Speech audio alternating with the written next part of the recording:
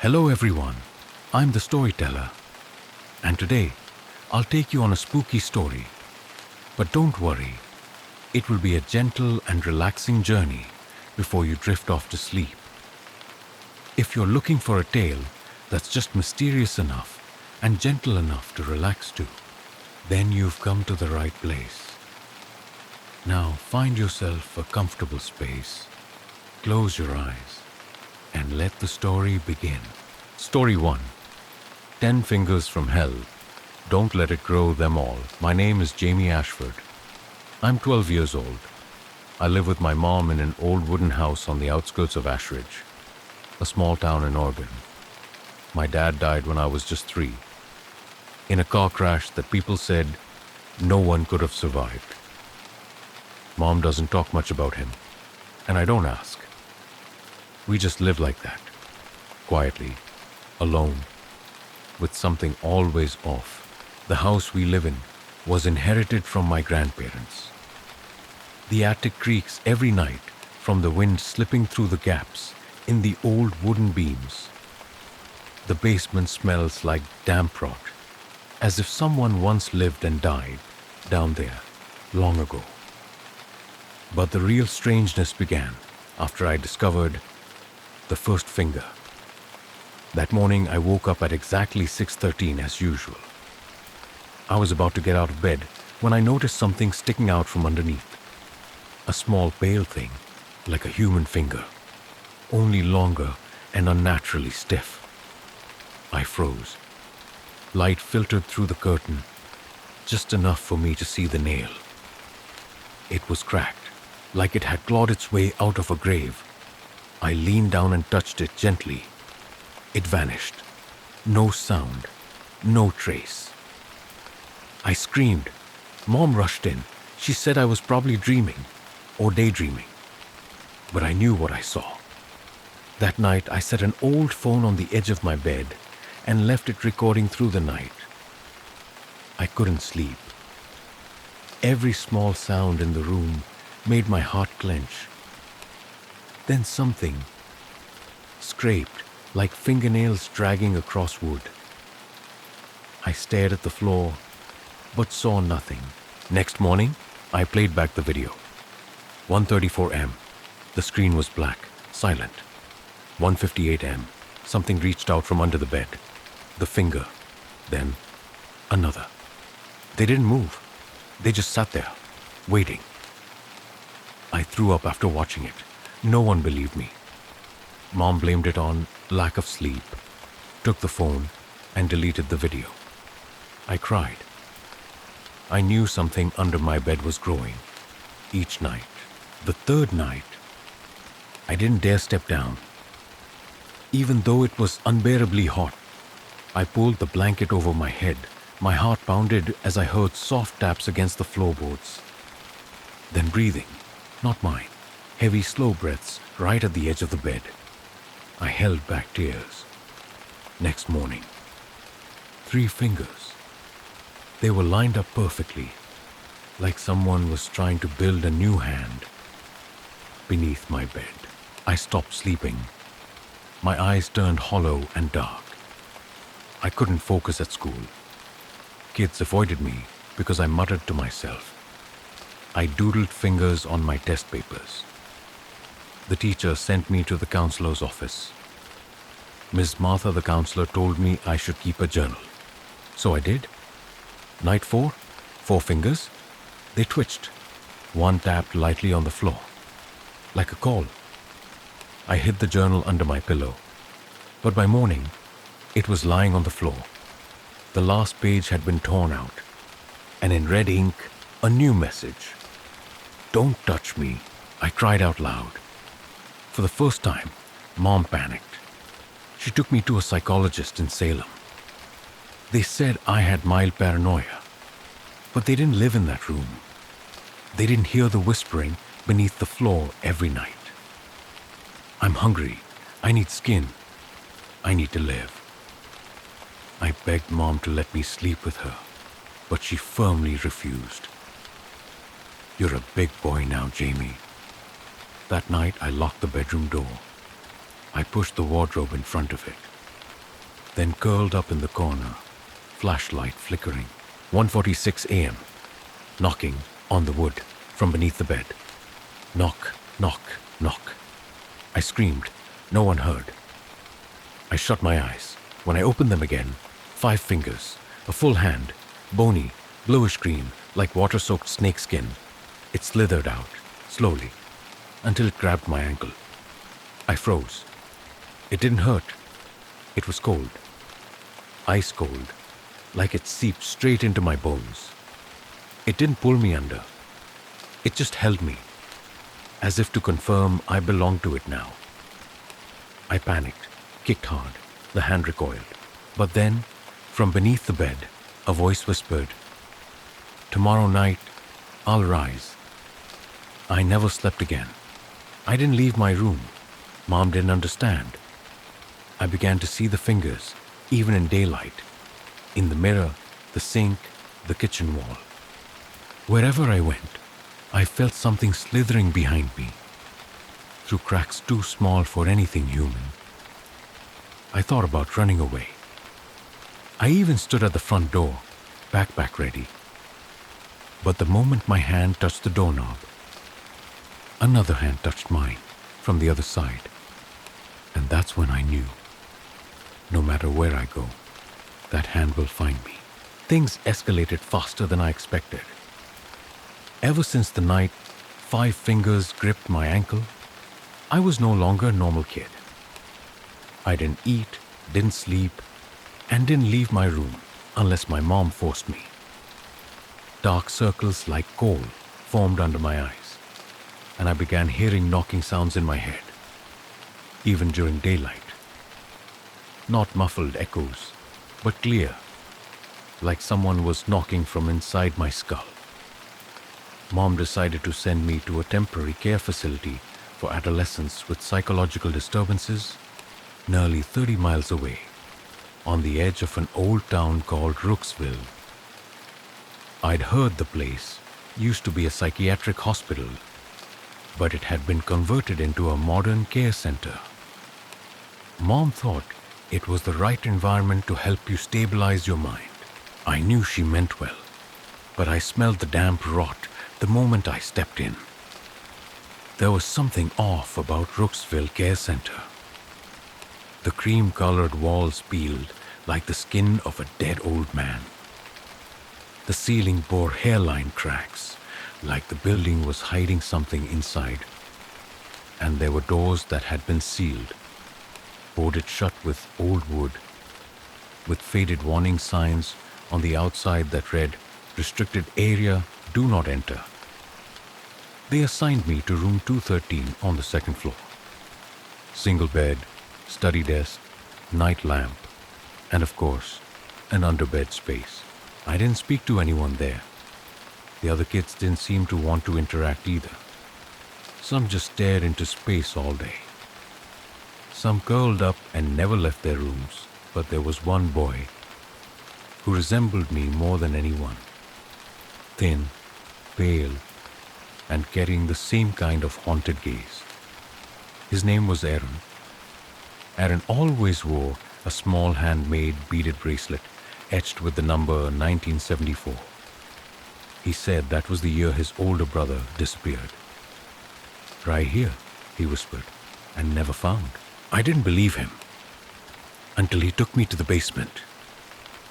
We snuck out of the residential ward on a Thursday night at 2:15 a.m., right when the surveillance camera turned toward the opposite hallway. Aaron led me down a pitch-black corridor, the wind howling through the cracks like distant wailing. At the end of the hall was a rusted door, its handle twisted and bent, as if someone had tried to escape and failed. Aaron had a key he'd swiped from the staff office. When the door creaked open, a rancid stench slammed into my face. Not blood, but the reek of old bones soaked into rotting wood. The basement was lit only by Aaron's small flashlight. The walls were covered in scratched markings, made by fingernails or sharp objects I couldn't tell. Some were words, but most were drawings of fingers hands, ankles being dragged. We reached the final room in the hallway. A cracked plaque hung on the door. Terminal. Ward. Aaron pushed it open. Inside was just a broken hospital bed and a mirror draped with a white cloth. My ankle went cold. I saw it, Aaron said. It doesn't want to be forgotten. It's here, Jamie. Under the bed. Any bed. As long as someone sleeps on it. I shivered. But what made me want to run was the sixth hand reaching from beneath the bed. Not just a finger. An entire hand, skeletal and blackened, lying in wait. Aaron whispered, "Everyone it touches.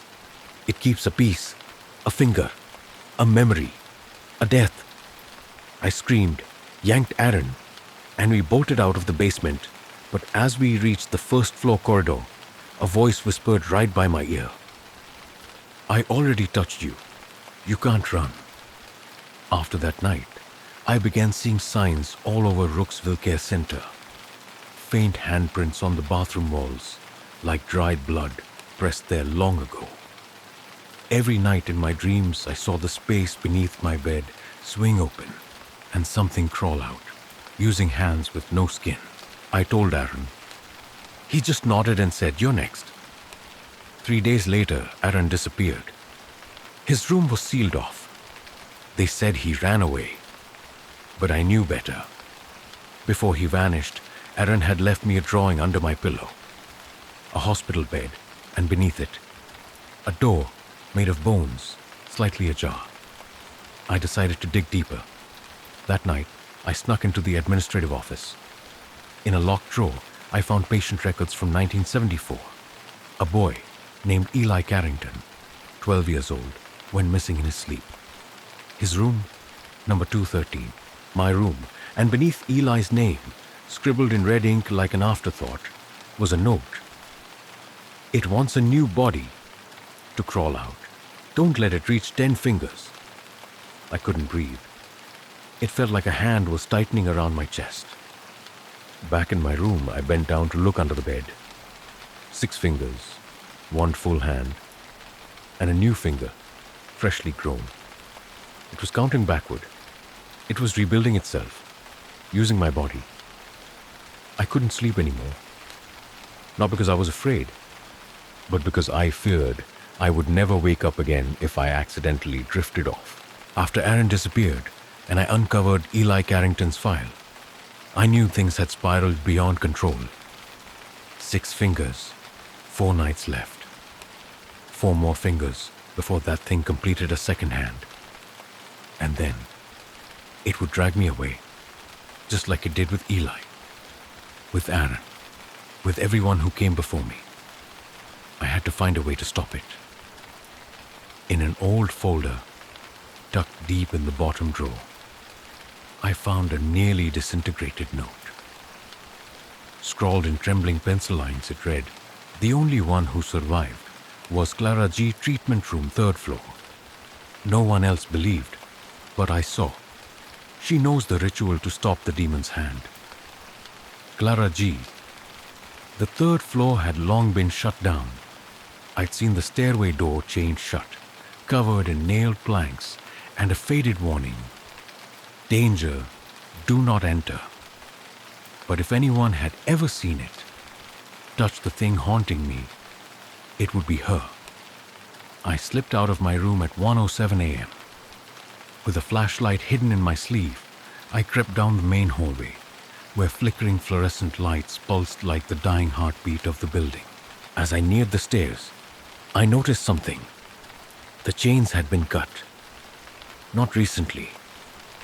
Rust clung to the old slice, meaning someone had gone up there before me and never came back. The 3rd floor was as dark as a tomb.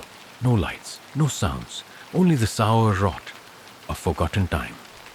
I felt along each door 301, 302, 305, until I reached room 308.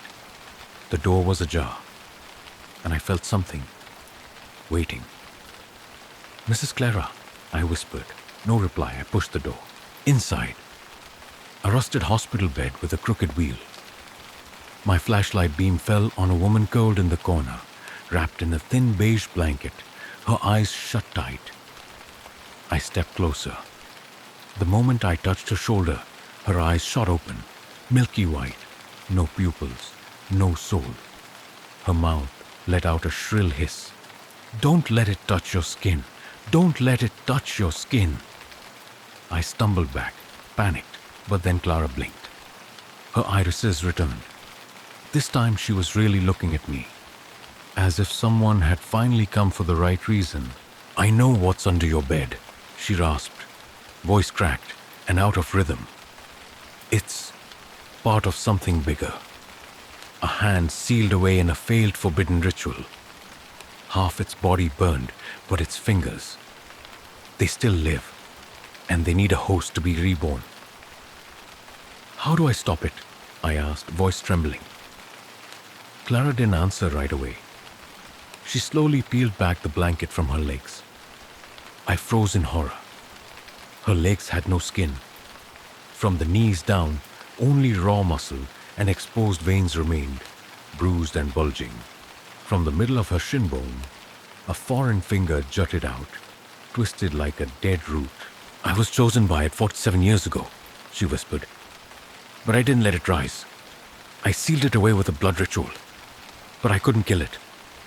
Only trap it. Until someone else reopened the door beneath the bed." I was stunned. "Aaron," I breathed. "He told me once. He heard a voice. Crawled under the bed because he thought it was his dead brother calling. And ever since." Clara nodded slowly. "You have 8 nights. After the 8th, it finishes its right hand and opens the gateway. Tonight is the 7th, isn't it?" I nodded. Tears had already begun falling without me realizing. She handed me a piece of folded foil. Inside was a crude drawing. A circle with strange symbols written in blood, and a small dagger drawn beside it. "Place it beneath your bed, but you must open the door first. Then cut a piece of your skin, no larger than a fingertip, and place it in the center of the circle. If the ritual succeeds, it will be pulled back. But if it fails, you'll open the way for the rest of it to come through." I brought everything back to my room. The lights went out. Beneath the bed, 7 fingers, a complete hand and 2 new ones, curled and twitching, as if ready to reach for my throat. I drew the blood circle. I cut my skin. A tiny sliver, but it burned all the way to my spine. My blood dripped onto the symbol. I waited. 1:33 a.m. Knocking. 1:45 a.m. A scream. From under the floor, like someone being skinned alive. Then another hand emerged. It clawed up through the boards as if tearing through from hell. It didn't grab me. It slithered toward the blood circle. Then both hands. They burst into flames, burning from the inside. The skin blistered, nails shattered, fingers convulsed and fell apart, chunk by chunk, leaving behind blackened bone stumps melting in a hiss of hateful shrieks. I screamed and blacked out. When I awoke, it was morning. No more fingers under the bed. No more whispering. No more icy breath coiling around my ankles. But in the center of my palm, where the cut had scabbed over, there was now a faint, tiny tattoo. A finger, pointing toward my bedroom door. I knew it wasn't over. I had only sealed part of it. And I won't be the last one to see those fingers. Story 2. The Moving Fake Hand. My name is Matthew Crane. I'm 42 years old, living alone in a small house on the outskirts of Leland, North Carolina. Ever since the construction site accident that cost me my entire right arm from the elbow down, everything in life has felt distorted. Like someone didn't just take a part of my body, but a part of my humanity. After the accident, I became reclusive. My wife had left long ago. No children, no close family, just me and this vague, flickering shadow that's been hovering in the back of my mind ever since I got the new prosthetic arm. It wasn't a regular mechanical prosthetic. I bought it from a private clinic outside Charlotte, a place with no ads, no signs, just whispered about by an old friend named Reed. He'd gotten his arm from there after a car crash. He died a few weeks later. I didn't think much of it. When you're desperate, you stop being picky. The prosthetic was attached directly to my muscles and nerves using some advanced tech. It looked so real, I sometimes forgot I ever lost my arm. But then the first night passed, and I couldn't deny it anymore. It moved. I was asleep when I heard click from the desk next to my bed. When I opened my eyes, dim light from the hallway spilled through the door frame, and I saw my hand tapping gently on the wooden surface. The fingers moved like they were typing, though I was certain I was asleep and had not given it any command. I panicked, threw the blanket off, sat up. The hand stopped the moment I stared at it. Cold sweat gathered at the back of my neck. I told myself it was just nerve reflex, or maybe a side effect from the pain meds. That's how I convinced myself, but it didn't stop. 2 nights later, I woke up to a scratching sound. Something was clawing at the wall. When I turned on the light, I saw blood, scrawled next to the bookshelf in jagged, smeared letters. The prosthetic moves. I screamed, thought I was going insane. I ran to the bathroom, stared at myself in the mirror. Bloodshot eyes, exhausted, and my right hand was covered in blood. Dark red smeared down the fingers, dripping onto my pajama sleeve. I had no memory of where I'd been, no idea what I'd done. I called a psychologist, a frail old man named Harold Vance. I told him everything. No filters, hoping for some rational explanation for this madness. He looked at me for a long time and asked, "That arm, do you know who it belonged to before you?" I froze. No, I'd never asked. Vance advised me to go back to the clinic and look into their records. But when I returned, it had been sealed off. Police tape lined the doors. The air reeked of burned plastic. A neighbor said it burned down the week before. No one knew why. I tried to track down Reed, the one who had referred me. He was dead just like the rumors said. Hung himself in his living room, right hand clutching a small leather notebook. I visited Reed's mother, an elderly woman living deep in the rural south. She refused to speak to me at first, but when I mentioned prosthetic arm, her expression changed. In broken gasps, she told me a secret that made my skin crawl. Reed had once said the arm would scratch his own chest at night, like it was trying to dig something out from inside him. 1 week before his death, he wrote on the wall, "It's not mine." I came home with a heavy weight pressing on my chest. I fell asleep around 2 a.m., woke at exactly 3:33. The lights were off. Footsteps echoed in the hallway. I had lived alone for over 5 years. No one else should have been there. I crawled out of bed, moving silently. The footsteps led to the kitchen. When I turned on the light, the fridge door was wide open. And inside, a human hand, pale gray, wrinkled, like it had been buried a long time ago. Written in blood on the refrigerator door, "I want my hand back." At that point, I could no longer deny it. This wasn't just a product of technology. The prosthetic was a piece of someone, and I was being forced to carry it. Ever since that night, I haven't slept. My right hand started writing on its own, even when I tied it down with leather straps. wrapped it tight. It would somehow free itself. Each morning, I'd wake up to a new sentence etched into wood, into glass, even into my skin. Last night, when I looked carefully under the bed, I found an old photograph. A group of men in patient gowns standing in front of a mental hospital.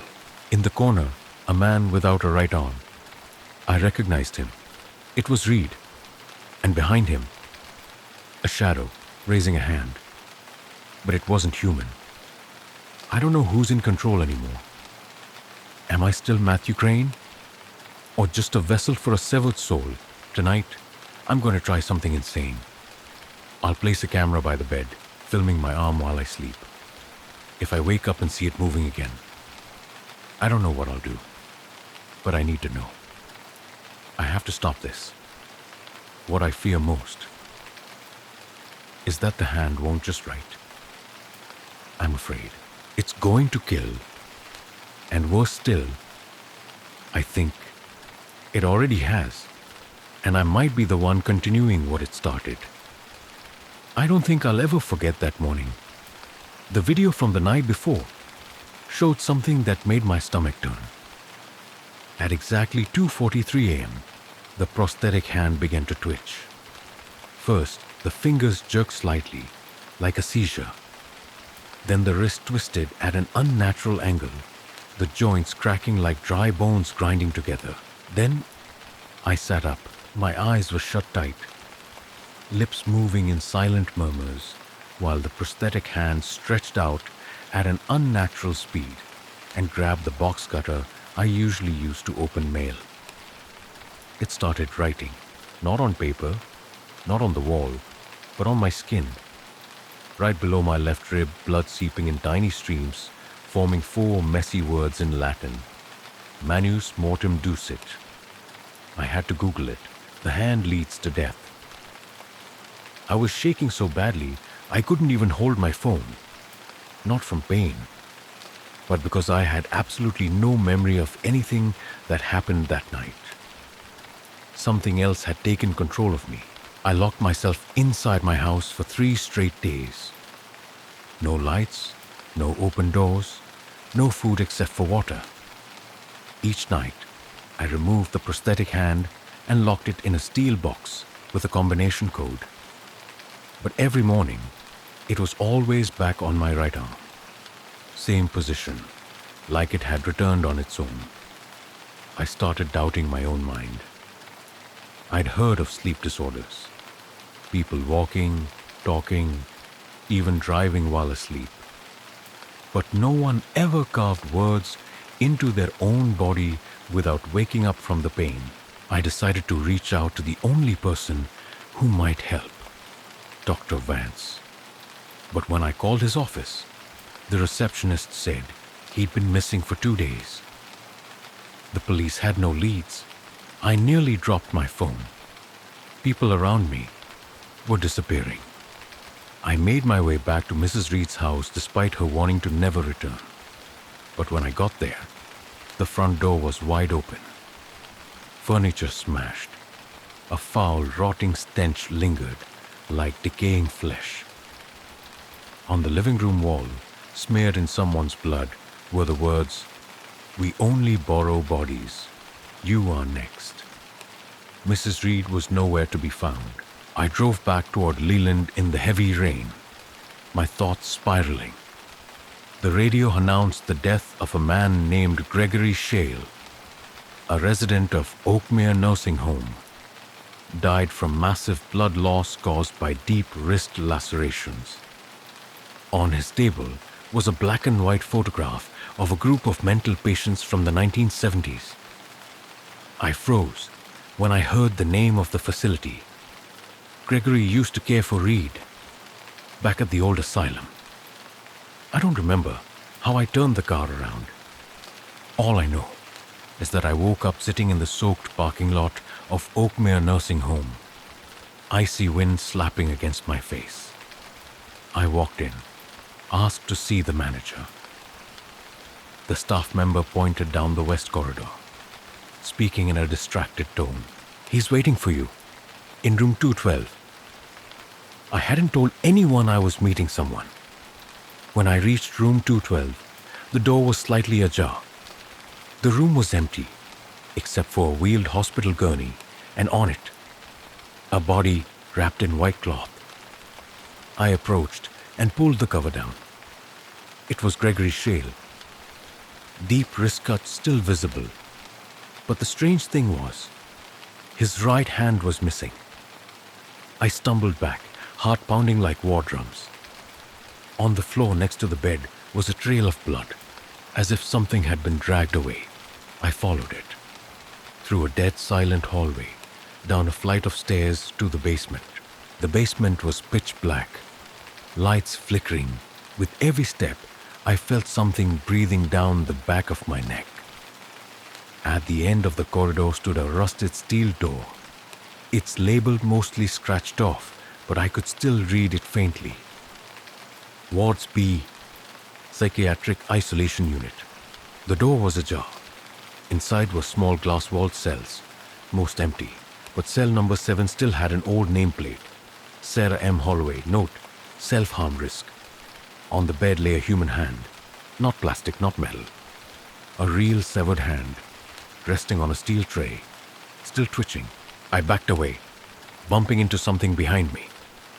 A voice whispered right into my ear. "She's looking for a new host." I spun around. No one. Just an old mirror hanging on the wall. In its reflection, I was still standing there.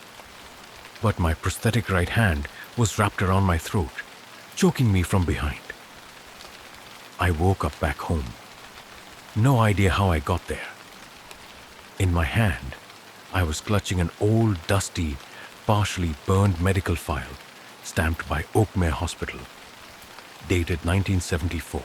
Patient name, Sarah M. Holloway. Note, claims she can transfer her soul into others through the hand. Attempted to implant a dead hand into a living host. Conclusion, patient perished in a fire, body not recovered. The last page was torn, only one line remaining. A part of her escaped, and the next morning, on my bathroom mirror, written in blood, were the words, "I will take back what's mine." I hadn't bled during the night. I don't know how this ends, but one thing is certain. I'm no longer in control of my body. The prosthetic hand. It's learning to control my mind.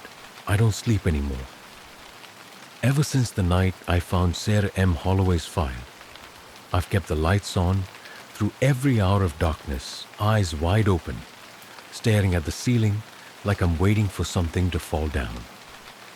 Not rain, not a sound, but me, or whatever remains of me, falling out of this body. The prosthetic arm. It's no longer just a detachable part. It's fused into me now, steadily absorbing every trace of resistance. I can feel it, my nerves, my veins, being replaced, little by something cold and alien. Every time I look into a mirror, the gaze in my eyes no longer feels like mine. It's pale, vacant, like the eyes of someone long dead who somehow still pretends to breathe. I tried to sever the connection. I reached out to a surgeon, an old acquaintance who once worked at the clinic where my prosthetic was installed. His name is Gregory Lang. He now works at a small hospital in Chapel Hill. When I told him what had been happening, he stared at me for a long time and quietly asked, "Do you really want to remove it?" I nodded without hesitation. The appointment was set for the next morning, 9 a.m. But when I woke up, the clock read 11:13. I was lying on the kitchen floor, shirt soaked in blood, a surgical scalpel clutched in my left hand, not the prosthetic. On the table lay a dead cat, not mine. Its eyes were wide open, neck neatly slit, as if from surgery. Blood had been drawn into a circle around its body, and at the center, a finger had scrawled the words, "A vessel is required." I vomited on the spot, not from the blood, but because deep down I knew I was no longer Matthew Crane. At least, not completely. I took a taxi to the hospital, trembling and exhausted. Dr. Lang met me at the emergency wing entrance, his face contorting when he saw the dried blood still staining my collar. "I think you need to meet someone," he said, pulling me into a private room. She used to work at Oakmere, a nurse. She remembers Sarah Holloway. The door opened, and I came face to face with a silver-haired woman, thin, rigid, her expression hard as stone. "My name is Ruth," she said, voice trembling, like someone who had spent years clinging to sanity. "I witnessed Sarah burn to death in room 7, but I was also the last to see her hand move after the fire was gone." I clenched my fists without realizing. Ruth continued. "Sarah wasn't insane, Matthew. She believed that a person didn't need their entire body to survive. Only a part strong enough, angry enough to keep going. And the right hand is where the power resides," I murmured, recalling the file. She nodded. "Sarah's hand used to be an executioner's tool in an ancient ritual. Legend says if it merges with someone still alive, the soul will gradually take over the entire body. Not with force, just time."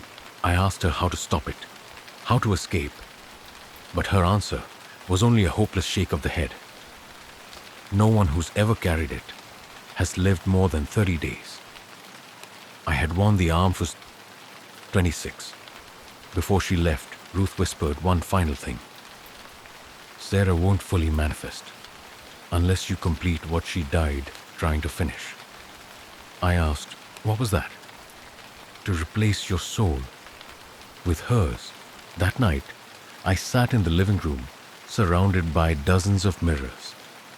I didn't know exactly what I was waiting for, but something told me if there were any place Sarah could appear, it would be in a reflection. A place that didn't just show your image, but your will. At exactly 2:16 a.m., the lights flickered. The large mirror directly in front of me began to crack, tiny fractures spreading like roots from the center. And then I saw it. Not me, not Sarah, but something in between, a creature resembling me. But the right side of its face was deformed, burned and blackened. The right hand, my prosthetic, was blistered, scarred, and moving like serpents writhed beneath the skin. I stood, but my body wouldn't obey. Something pressed down on my shoulders. I turned, no one there. But when I looked down, my right hand had pulled a knife from my coat pocket.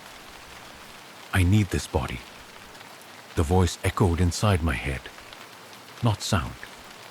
A command, as if my brain were forced to read words that weren't mine. I tried to fight it off, tried to use my left hand to cut the connection. But my right hand grabbed my throat. My body split between will and instinct, between human and something unholy. I was on the verge of blacking out when suddenly, 3 knocks, slow, deliberate. My hand loosened. I ran to the door. And there she was. Ruth. She held an old wooden box, its lid engraved with an eye and a flaming hand. "To banish it, you must show it what it lost. Memory, but a memory of the one it killed," she said, shoving the box into my arms. "Inside is the last item Gregory Shale kept. If you open it, you'll see." Before she could finish, I lifted the lid.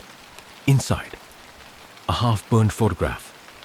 Sarah, standing next to a child. She was smiling. The child looked exactly like me when I was little. No way. I turned to Ruth. But she was gone. Only the message etched behind the photo remained. "Whether child or experiment, its soul belongs to me." My right hand began to shake violently. Blood seeped from my wrist, and then I heard laughter. Not in my head, from my own mouth. I used to be Matthew, but now I might just be what's left of him. Story 3. The Faceless Guide in the Refugee Camp. I never thought I'd return to Blackridge, the decrepit refugee camp far up north in Montana, near the Canadian border.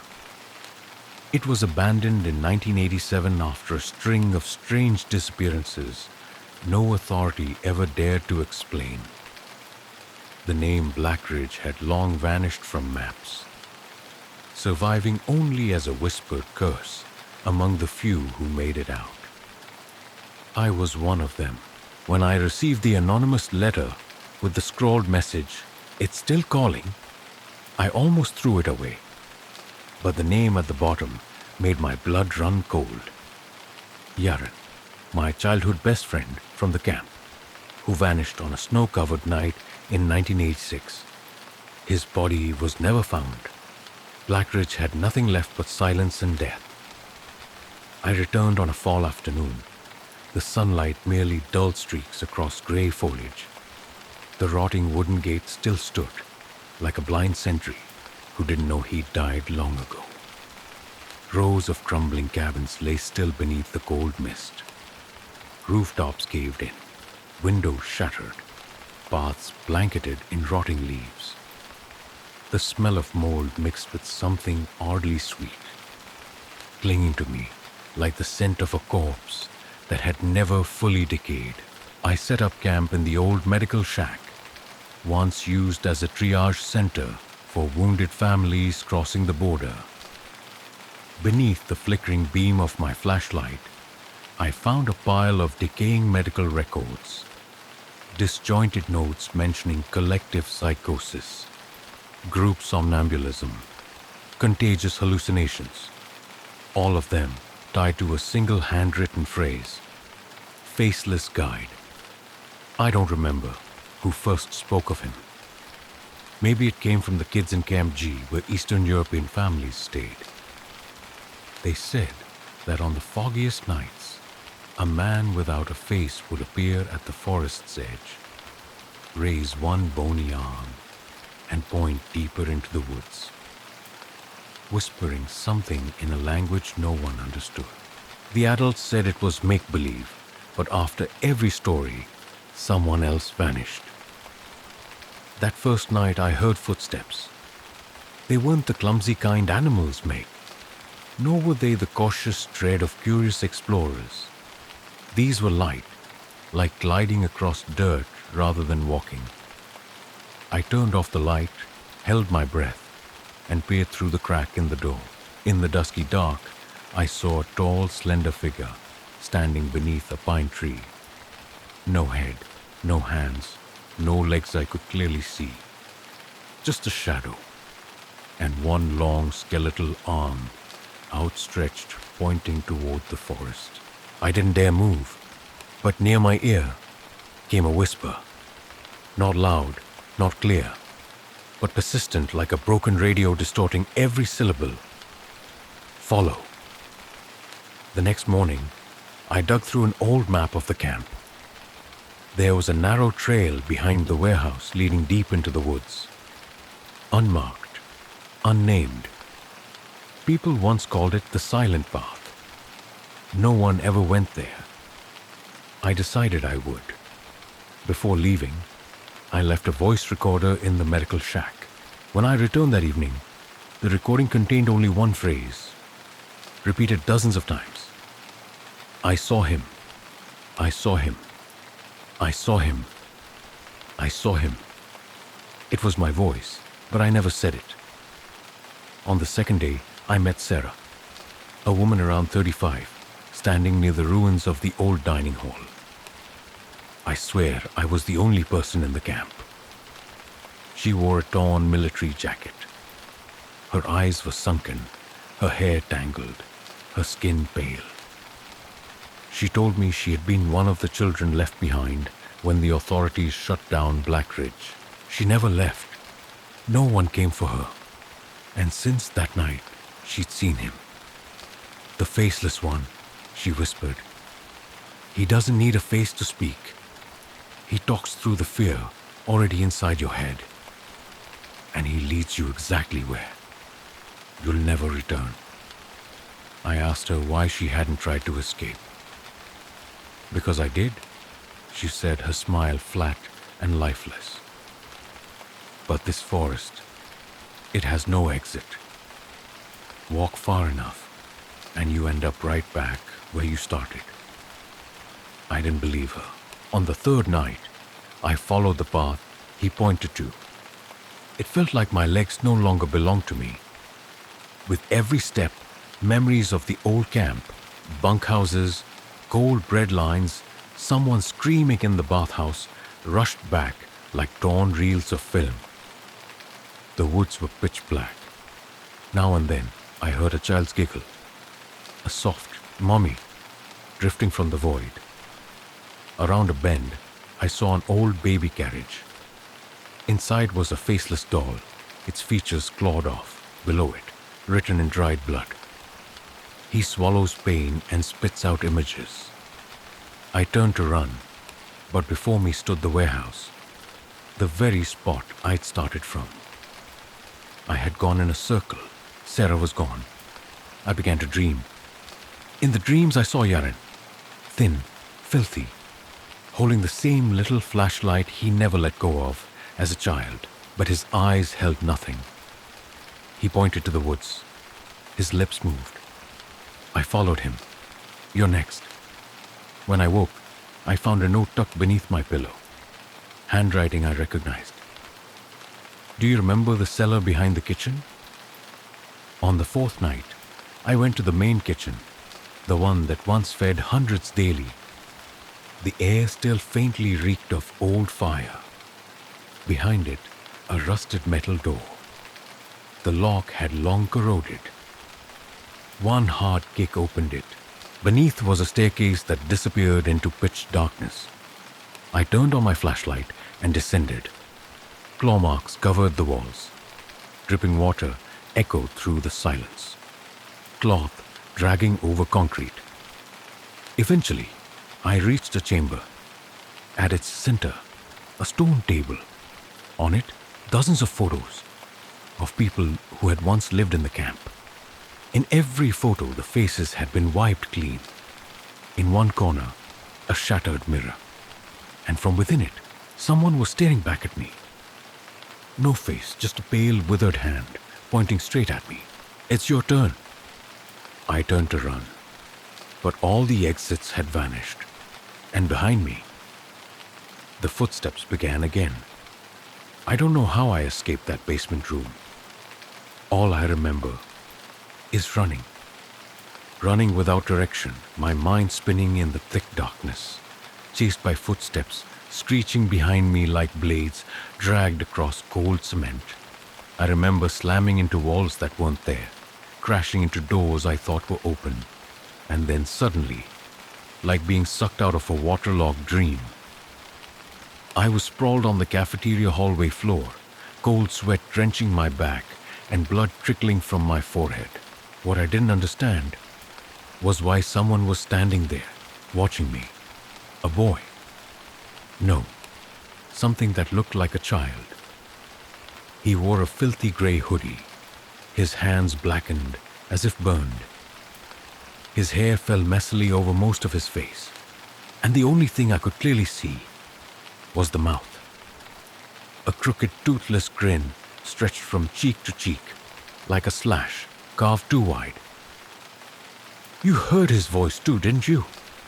The boy rasped, as if speaking through a rusted straw. "Once you hear it, you can't forget it." I jolted upright, but the boy was gone. No sound, no trace. Only a trail of blackened footprints marked the floor, leading back to the storage wing. The place I swore I'd never return to. I left the cafeteria and wandered toward the east campgrounds, the area once used for children. Playground huts, rusted seesaws, a yellow painted door now reduced to shattered wood. Something inside me urged me there. Maybe it was curiosity, or maybe something else pulling the strings, and I hadn't realized it. In Hut 4, used for boys under 10, I found a diary hidden beneath the rotted floorboards. The pages were yellowed, scribbled in trembling pencil. November 12th. Luis said he saw the guide outside the window last night. He pointed to the woods, then vanished. November 14th. Now it's Andy. He keeps staring into the corner and laughing to himself. He says, his face is a voice. November 15th. Andy disappeared. The window was wide open. Muddy footprints. November 17th. I heard him inside my pillow. He told me to come to the end of the hallway. I don't want to, but my head hurts. November 18th, I think. I'll follow him. I flipped to the last page. Something had been glued there. A patch of human skin, palm-sized, dried and shrunken, carved with a hand symbol with no fingers. Below it, scrawled in blood-like ink, "Those without faces will not be recognized in the other world." That night, I locked myself in the infirmary hut, braced a chair against the door, lit candles around my bed, and set a crude alarm using tin cans and wire. Nothing could stop him. I woke in the middle of the night to breathing, right next to my ear. Not gasping, not sighing, but steady, deliberate, as if it wanted me to hear. I opened my eyes. Just the ceiling above me. But from the edge of my vision, I saw a shadow crawling down from the ceiling. Like a spider. No sound, no weight. I flicked on my flashlight, and it vanished. On the candle wax, the melted shape had formed a distorted face. No eyes, no nose, no mouth, just two hollow pits. I screamed, kicked the door open, and fled into the night, but the entire camp had changed. The crumbling cabins now stood pristine. Warm yellow lights glowed from within. Voices and laughter echoed in the air. The scent of hot soup, a distant announcement in ancient Slavic. I was standing inside Black Ridge's past, and I saw myself, a boy, maybe 10, standing at the edge of the yard, holding a piece of bread, staring out toward the forest. Behind him stood the faceless guide. I stepped back in panic and crashed into someone. I turned. It was Sarah, but she was older now. Hair snow white, her eyes hollow. She said, "You're caught in the loop. Everyone who's heard his voice is trapped here. No one dies, but no one lives either. We are the ones who never leave." I asked why he existed. Sarah looked toward the treetops, where the sky above twisted like a dark vortex. "He is unspoken pain, buried memories. The children here, they were forgotten, denied. No documents, no names. No one ever came looking. So, they created an escape, a guide, one without a face, because no one remembered theirs." I looked around, wandering souls, dazed eyes, people stuck inside an eternal hour. I had to get out. I returned to the infirmary, grabbed my recorder, but when I pressed play, my voice was gone. In its place, a chorus of children's voices repeated over and over. "We remember, but no one remembers us. So we need someone new. You're someone new. You're someone new. You are someone new." Outside, rain began to fall. Raindrops spattered the window, revealing muddy handprints, smearing downward like something trying to crawl in. I looked out. All the children were standing there, nameless, faceless, silent, but all pointing in one direction. The deep woods. I heard their footsteps running down the hallway, pounding on the door, followed by laughter. That mouthless laugh. A voice rose in my head. Not mine, not anyone's. but all of them at once. All those who had disappeared here. It's time to guide. I stepped outside, and for the first time, he nodded at me. I don't know why I followed the children. Maybe some part of me had already given up.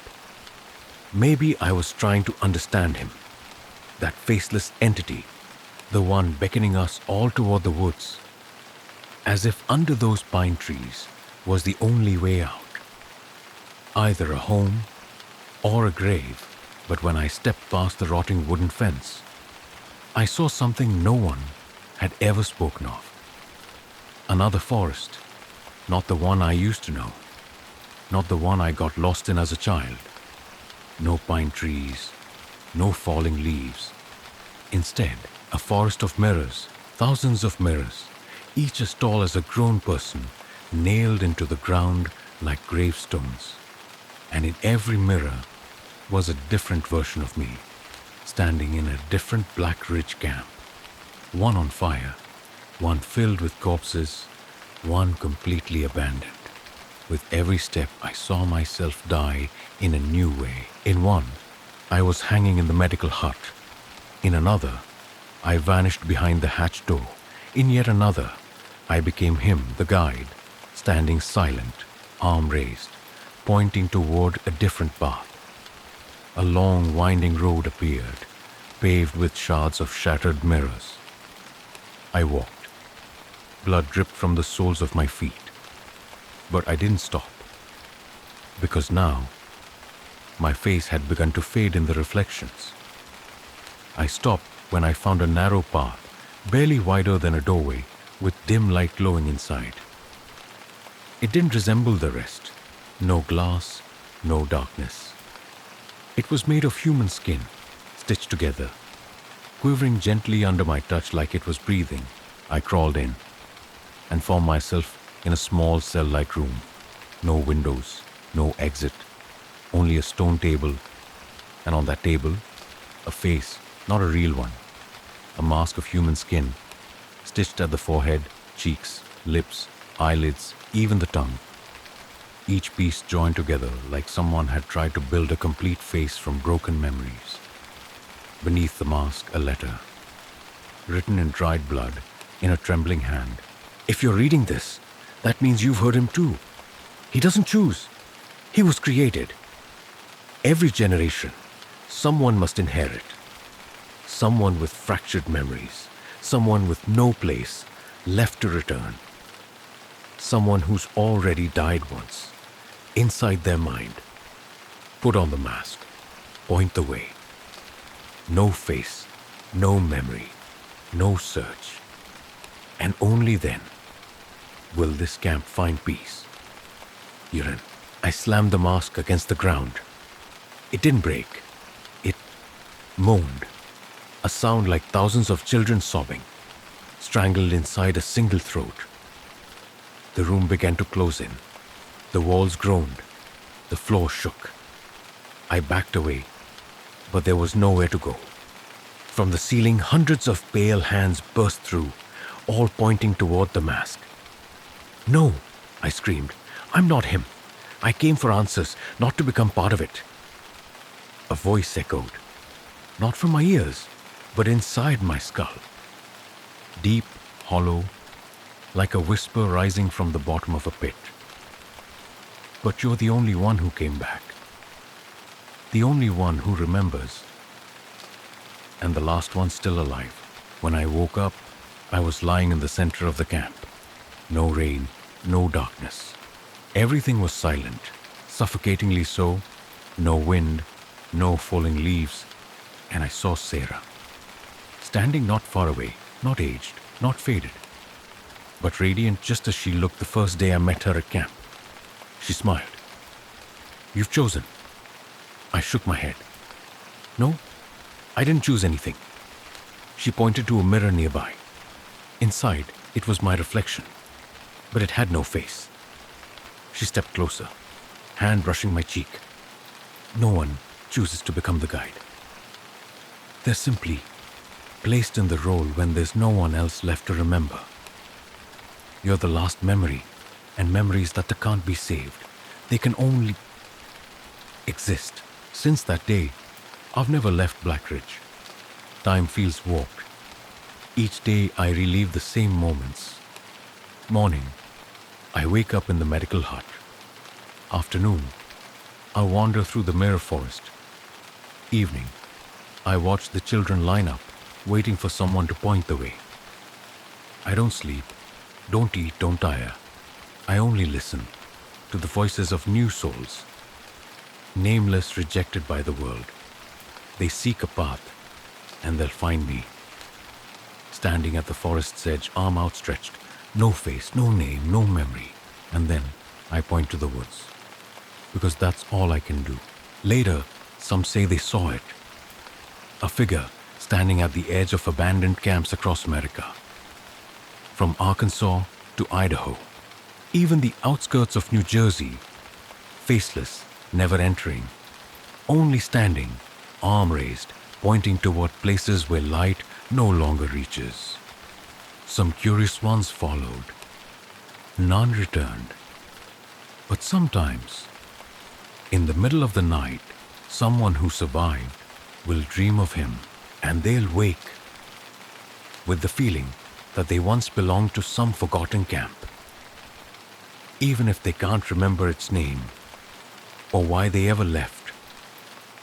I tried everything to leave Blackridge. I marked every path with red paint, tore pieces of my shirt to tie onto tree trunks, shattered the mirrors, and walked in the opposite direction from where he pointed.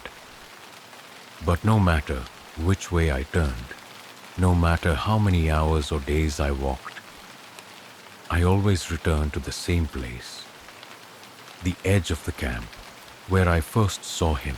The ground never changed. The air never shifted. Even the sun didn't move. It just hovered in the same spot in the sky, like the hand of a clock long dead. Time didn't flow here. Or if it did, it didn't flow in the way it did for the living. I wasn't sure anymore if I was dreaming, if I had died, or if I was simply trapped in some fragment of memory that never got completed. That's when I began hearing the crying. Not of children, but of adults. Deep, choking sobs full of helplessness. At first, it was just echoes in the night. Then slowly, it bled into the daytime, until I could no longer tell if I was awake or sleepwalking through hallucinations. The sound came from the old cellar beneath the kitchen, the same place where I once found the mask made of human skin. I swore I had locked the cellar door, barricaded it with chairs, tables, and crumbling blocks of cement. But when I returned, it was wide open. No signs of forced entry, no footprints, only darkness, thick as dark, as if every breath and every fear of those who once descended there still hung in the air. I went down. This time, there was no stone table, no mask, only a map, etched into the cement wall with fingernails. A maze, no north, no destination. At the center of the maze was a strange symbol, a circle containing two tightly shut eyes, and underneath, scrawled in blood, the words, "This is the only exit." I followed the path marked in that maze. The deeper I went, the colder it became. The walls started narrowing until I had to crawl on my knees. At times, it felt like I was slithering through a giant throat. Fleshy pink-red walls pulsing around me. That's when I saw the figures crawling in the opposite direction.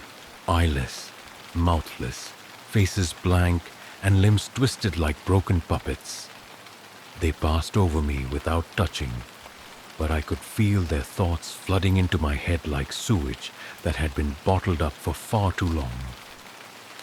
We once believed there was an exit. We once had hope, but we were the exit for others, and then we stopped being ourselves. I don't know how long I crawled, but when I reached the end, I found an octagonal room, stark white, spotless, empty, except for a man standing at its center. His back was turned to me. He wore the exact same clothes I had on the day I arrived. A deep blue coat, muddy jeans, old Timberland hiking boots. He didn't move, didn't breathe, didn't flinch even as I came right up to him. When I laid a hand on his shoulder, his body disintegrated into ash, and in that ash, I saw my own face. Thousands of me, all screaming, writhing, being sucked down into what felt like a bottomless black hole. Then, a window burst open in the wall. Real light streamed in, warm, tangible, bringing tears to my eyes. I ran to it and flung the door wide open. But outside wasn't the real world. It was another Blackridge. Clean, newly built, inhabited, and I was standing in the body of a 10-year-old boy, holding a piece of bread, staring toward the forest's edge. There, I saw a tall, gaunt shadow standing, no face, and its hand was pointing at me. I screamed, tried to tear my face off, tried to rip myself out of this child's body. But I couldn't control anything. I could only stand there, eyes filled with tears, watching as other children walked past me, waved, and one by one, vanished into the deep woods. I wanted to stop them, but I couldn't speak. I had no voice, no name, no face. And that's when I understood. I wasn't the new guide. I was what the guide used to be. A child, trapped in a looping memory consumed to preserve the shape of what he had become. And when I looked again toward the woods where the shadow waited, I saw it wearing my face. And me, I was nothing anymore. From that moment on, everyone who ever entered Blackridge would report the same dream. A boy standing in the center of the camp, staring into the forest, never blinking. And far off, a shadow nodding in approval, then turning away, pointing the way forward. Story 4. Blood Moon. I don't remember the last time I saw a normal sky. Maybe it was last week, before that night. The night when everything in the town of Claymore began to slip out of reality. Claymore is a small town buried deep in the heart of Louisiana, where summers always carry the heavy scent of damp soil and the relentless chirping of crickets over the fields. My name is Jamie Sutherland. I live alone in the old wooden house my grandmother left behind, right on the southern edge of town, where no one dares to build, because, as the elders say, the land there sleeps deeply. Everything began on a Tuesday night, full moon, but strangely, it rose from the south. I remember standing on my porch, a glass of iced tea trembling in my hand with each whisper of wind. That breeze, it felt cold, like it came from the mouth of some deep cavern. It raised goosebumps on my skin. The moon, it wasn't a normal moon. The silvery light didn't illuminate. It sank into things, smudging and warping them. Tree shadows squirmed like they were writhing. The village dogs howled together, then fell silent. Not normal silence, but the kind that presses against your chest, suffocating. I couldn't sleep that night, not because of the moonlight, but because I heard footsteps behind the house. Very faint, then scratching. At the kitchen window, I turned on the lights, grabbed my grandma's old hunting rifle. With shaking hands, I pulled the curtain aside. Nothing, except a handprint, faint, smeared across the glass. That handprint had no fingerprints, no lines. Smooth, like it had been left by something without skin. The next day, the town was shaken. An old man named Greg Walton, who lived alone in the red brick house near the church, was found dead in a sitting position, but the horrifying part, he no longer had a face. Not cut, not torn, not disfigured, just gone, smooth, as if someone had erased every detail with the palm of a hand. No eyes, no nose, no mouth, just a patch of tight, waxy skin. Rumors spread. Children were no longer allowed to be alone. Adults began sleeping together in the living room with all the lights on. But it didn't stop there. The next night, I saw the moon rise from the south again. This time, it was bigger, redder, and I swear to God, I saw it tremble, as if it were laughing. 3 days after the strange moon, Sarah, a night shift nurse at the local clinic, disappeared. Her car was found by the roadside, headlights still on, door wide open. On the driver's seat, her shoes, but no trace of her. Police found a torn piece of paper in the glove box, scrawled in red ink. Don't sleep alone. I started keeping a journal, writing down every detail, just to stay sane. It felt like something in this town was rewiring reality itself. The mirrors in my house began reflecting images, a few seconds behind me. And at night, I heard my mother's voice calling my name from downstairs. She died 8 years ago. I didn't answer. On the 4th day, the townspeople gathered at the church. I sat next to Father Donovan, who was trembling as he read prayers in a broken voice. On the wooden altar, village elder Marcus Holloway opened the land registry book, his hands shaking as he pointed to an abandoned plot of land. Untouched for hundreds of years, a house once stood there, rumored to be a passage into another world. No one believed it until now. In desperation, they began searching for ways to seal the land. That night the sky was clear, but the moonlight was dimmed. Something was standing between the moon and the sky. I decided not to sleep, brewed 3 pots of coffee, handcuffed myself to the chair so I wouldn't walk in my sleep, turned on every light in the house, let the TV play static, but at exactly 2:43 a.m., the screen turned black. Not off, but black, deep and endless, like a portal. Then I saw myself, sitting there, same setting, but something was wrong. The me on the screen had no face. It turned to look at me. My faceless reflection lifted its hand and pointed behind me, toward the window. I turned, nothing there. When I looked back, the screen was empty. But I knew it was no longer in the TV. The next morning, another body was found. Jenna, a teenage girl who lived with her grandmother, was discovered in the bathroom. Door locked from the inside. No signs of break-in, and she no longer had a face. I went to the scene. I didn't know why. Something compelled me to see it myself. And when I looked at the faceless corpse, I realized something. That face. It was mine. Or at least, close enough to make my blood freeze. I don't know who's next, but I know the moon will rise from the south again tonight. And someone else won't wake up whole. I just don't know if that someone will be me. I didn't leave the house for 2 days after seeing my own face on Jenna's corpse. I locked myself in the bedroom, bolted the door, drew every curtain shut, and turned all the mirrors in the house face down on the floor.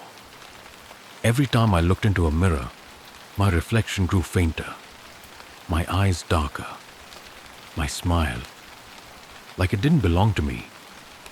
On the 5th night, it rained lightly. The wind whipped branches against the window like someone gently knocking. But what terrified me more was the laughter. A thin, high-pitched laugh whistling through the vent at midnight. It wasn't human, not quite a woman's voice. It sounded like something trying to imitate human laughter without understanding why people laugh. I didn't dare sleep. I wrote down every detail, every sound, every smear on the mirrors, and every night the moon rose in the wrong direction. The next morning, I got a call from Thomas Glenn, a man who worked at the Claymore Police Department. His voice was hoarse from lack of sleep. "Jamie, I know this sounds crazy, but could you come to the station? There's someone who needs to see you." I arrived just before noon. The sky still hung low and gray, like it had never fully risen. The whole town was soaked in a dusty ash hue, as if even the sky was rotting. The person waiting for me was a young woman named Iris Fay, around 25. Black, tangled hair, deep shadows beneath her eyes, clutching a worn-out, cracked leather journal with trembling hands. "You're Jamie?" she asked, voice tight, like swallowing every word hurt. I nodded. "You've seen the moon rise from the south too, haven't you?" I froze. No one had ever dared to say that out loud in front of me. No one. Iris opened her journal. Inside were dozens of hand-drawn maps of Claymore, marked with every house, every victim, every night the red moon appeared. She whispered, "I came here because I survived. My town, Eddings Hollow, 60 miles east of Claymore, vanished. No flood, no fire, no storm. It was devoured." I listened as she told me how the people in her town began disappearing, one by one, once the moon began rising from the wrong horizon. The night when an entire neighborhood awoke to find their doors wide open, and every family portrait had its faces scraped off. The ones who lost their faces didn't die right away, Iris said, eyes hollow. They moved around, lived in their homes, but never spoke, never ate, never reacted. They just stared at people's faces, like they were measuring. "Measuring what?" I asked. "A fit," she whispered. Thomas Glenn, normally a grounded, rational man, began to break too. He confessed that lately, he'd heard someone whispering his name from the evidence storage basement. The strange part is, this police station doesn't have a basement. That night, I decided to go with Thomas to investigate. He led me to an old locked floor beneath the station, which once served as the town jail before renovations. The heavy metal door groaned open. It was pitch black inside, lit only by a faint yellow bulb. But the first thing we noticed as we stepped in was the sound of breathing in the dark. We didn't dare shine our flashlights right away. We just stood still, listening. And then, from the end of the corridor, a voice echoed from the wall. "Thomas, why did you bring another face?" I turned to Thomas. His face was white as bone. "I once locked up a strange man down here before they closed this section. He kept repeating one thing. 'I'm the last one who remembers your face.' We ran, didn't look back. But as we slammed the door shut, I saw something reach out through the gap. Fingers slick like plastic with no joints. On the 6th night, I realized something inside me was changing. Even with the mirrors face down, I could still see my reflection. I began to dream of having no face, no eyes, no nose, no mouth, just a quiet layer of skin. And in the dream, I saw myself standing under the red moon, staring at a colossal being slithering across the horizon. Human-shaped, but its face constantly shifting. Sometimes it was me. Sometimes it was Thomas. Sometimes it was Iris. Sometimes my mother.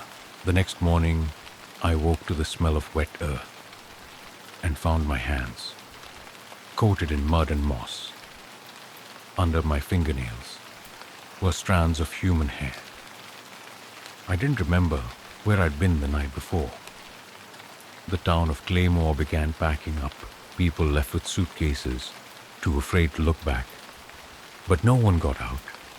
Every car was stopped at the edge of town by a wall of mist, thick, impenetrable. One elderly woman tried to walk into that fog and never returned. Only one thing came back, her hat, its inner lining stained red. I knew the time had come. I couldn't run. I had to return to the source. The sealed land south of Claymore, where an old house once stood. Now only cracked earth remained and stone pillars buried in moss.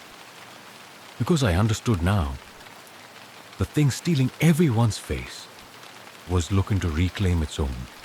And I might be the original. I no longer count the days.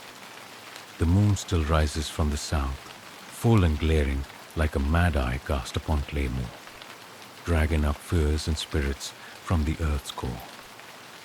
The cold seeps into the bone, not from the night wind, but from something unseen, crawling in the air, stalking behind old walls, slipping through curtain gaps, and pressing down on every chest as they sleep. I don't dare close my eyes. Neither does Iris. She stayed at my house ever since that night. The basement whispered Thomas's name. We take turns keeping watch. Every night, at exactly 2:16 a.m., always the same time, I hear someone knock on the living room window. 3 knocks, precise, icy. We never open the door, never. The next morning, Thomas called me. His voice was cracking, close to tears. They took my ex-wife, Jamie. She's been dead since last year. But I saw her last night, standing in the middle of the road.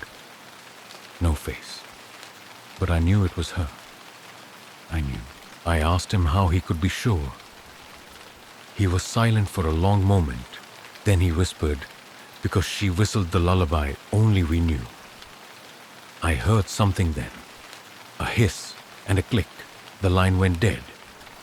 I went to Thomas's house that afternoon. The front door was wide open. Light still on. No blood. No signs of a struggle. But the couch, Thomas's usual seat, had a sunken impression, like someone had sat there for hours. Then vanished. On the table, a handwritten note. I remembered who my face was. We, me and Iris, had no choice but to return to the southern field, the origin of it all. It used to be a colonial-style house burned down in 1903. No one remembers who lived there. No records, no photos, only a few moss-covered stone walls, uneven dirt, and a sealed well with a rusted iron lid. By the time we arrived, the sun had set. The moon, rising again from the south, lit the land like it had been waiting. Iris stood close beside me, gripping my hand tightly. I've dreamt of this place, she whispered. And I think I once lived here, in another life. We removed the lid from the well. Beneath it was a pitch-black hole, depthless. I tied a long rope around my waist and began descending. Iris held the rope above. The moment I stepped onto the first rung, the air changed. The smell of damp earth, burnt hair, and chilled, embalmed skin. I climbed down about 20 steps before whispers bloomed inside my skull. Not in my ears. Inside the bones. Jamie, you finally returned. I didn't reply. I couldn't. At the bottom was a round stone chamber, like an ancient shrine. At the center stood a large cracked mirror, tilted on a polished black stone floor. And hanging around it were hundreds of wax faces, eyeless, like unfinished masks waiting to be worn. I couldn't breathe. One of the faces looked exactly like mine. Iris shouted from above. "Something's coming! Hurry!" Startled, I turned, and the mirror moved. It didn't reflect me, but another version, motionless. The me in the mirror slowly raised its hand, then raked its fingernails down its own face. I screamed. The pain from that mirror self ripped through my real skin. I grabbed the mask that looked like me and smashed it to the ground. The moment it shattered, the mirror let out a high-pitched shriek like cracking glass, and every wax face began to tremble. They cried, not with sound, but with thick black tears seeping from their sealed mouths. Iris pulled me up just in time. The well was collapsing beneath me. Below, slick white hands reached up, claws made of glinting metal. We ran. Back in town, everything was eerily quiet. No dogs, no cars, no lights in the homes. We walked down Main Street and saw people standing in their yards, motionless, facing the road. No one had a face, just smooth flesh where features should be, turned up toward the moonlight. Iris was shaking. There, waiting to wear new ones. We returned to my house, locked every door. I washed my face with cold water, trying to calm the panic, and saw it. A small incision on my neck, right beneath the ear, as if someone had started peeling my face away. Iris only whispers now. She no longer speaks aloud. She says she was once a mask keeper in an ancient rite meant to seal the faceless one from entering this world. But when her home in Eddings Hollow collapsed, the ritual was broken, and it began tracing the bloodline, searching for the one who sealed it away. Now, it's come for me. The one who shattered the final mask. Tonight, I no longer have a reflection in the mirror. I hear breathing from the closet. I see myself sitting on the floor, even though I'm still standing. And I know, if I fall asleep again, I'll wake up with no face left to call my own. Story 5. Arms in the Dark. I moved to a small town called Elk Haven, Washington, last fall. A place with far too many pine trees and far too few people to call neighbors. A land frozen in silence, cold and still, as if someone had snapped their fingers and stopped time. I chose this place for its quiet. After my wife died in a car accident 3 years ago, I could no longer stand the honking horns, red lights, or the crushing crowds of the city. The house I rented sits deep in the woods, nearly half a mile from the main road. An old wooden cabin with a blue stone foundation, a long porch buried in fallen leaves, and moss crawling up the base of its walls. When I first moved in, it looked like the perfect place to forget everything. But there was one thing I didn't expect. I wasn't truly alone. It began subtly, so subtly, I thought I was imagining it.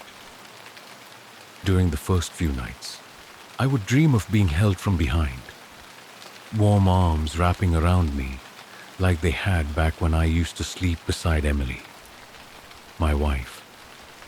I figured it was just memory, a longing for comfort surfacing in my dreams. I wasn't afraid. In fact, I found it comforting. I even thought maybe this was my subconscious helping me heal. But then, there were nights when I'd wake up and still feel those arms around me. I tried to explain it away. Sleep deprivation, REM sleep disturbances, maybe even sleep paralysis. But I was a 38-year-old man, sane and sober, not easily swayed by superstition. I simply reassured myself and kept going. Until the 17th night. I remember the date clearly, November 13th. The sky was pitch black, light rain slicing across the window pane like tiny blades. My phone had no signal, and the Wi-Fi kept flickering. I had to use an oil lamp to read in the living room because the ceiling light refused to stay on. Around 2 a.m., I woke drenched in sweat. No sound, just the wind hissing through the cracks and tree branches tapping the tin roof, but I knew, without a doubt, something was lying behind me. Not one arm, not two. More than that, I could feel cold hands on my neck, fingers pressing into the small of my back. Something slithered down my leg like a serpent made of bone. I was frozen, my entire body pinned down by invisible limbs, and yet there was no breath, no heartbeat, only those silent embraces, haunting and inhuman. I whipped around. On the bed, there was nothing, just cold, empty space. I gasped for air. Didn't sleep the rest of the night. In the morning, I checked the entire house, windows locked, doors untouched, everything just as I'd left it. Except for one thing, the bedsheet had small indentations, dozens of them, as if many bodies had just risen and left minutes ago. I washed the sheets, replaced the pillows, and promised myself I wouldn't spiral into paranoia. But things only got worse. From that day on, I began hearing footsteps from the kitchen every night at 3 a.m. Soft, deliberate, feline-like, but rhythmic. When I got out of bed, the footsteps stopped. I set up a cheap camera in the corner of the bedroom, facing the door. The next morning, the footage abruptly cut off at 2:59 a.m., only 3 hours in. But during those 3 hours, I watched myself sleeping under a shifting hazy veil, like mist, sometimes thick, sometimes faint. And when I slowed down the frames, in one corner, I swear I saw a face, not a human face. I called the landlady, an elderly woman named Matilda, who lived in the next town over.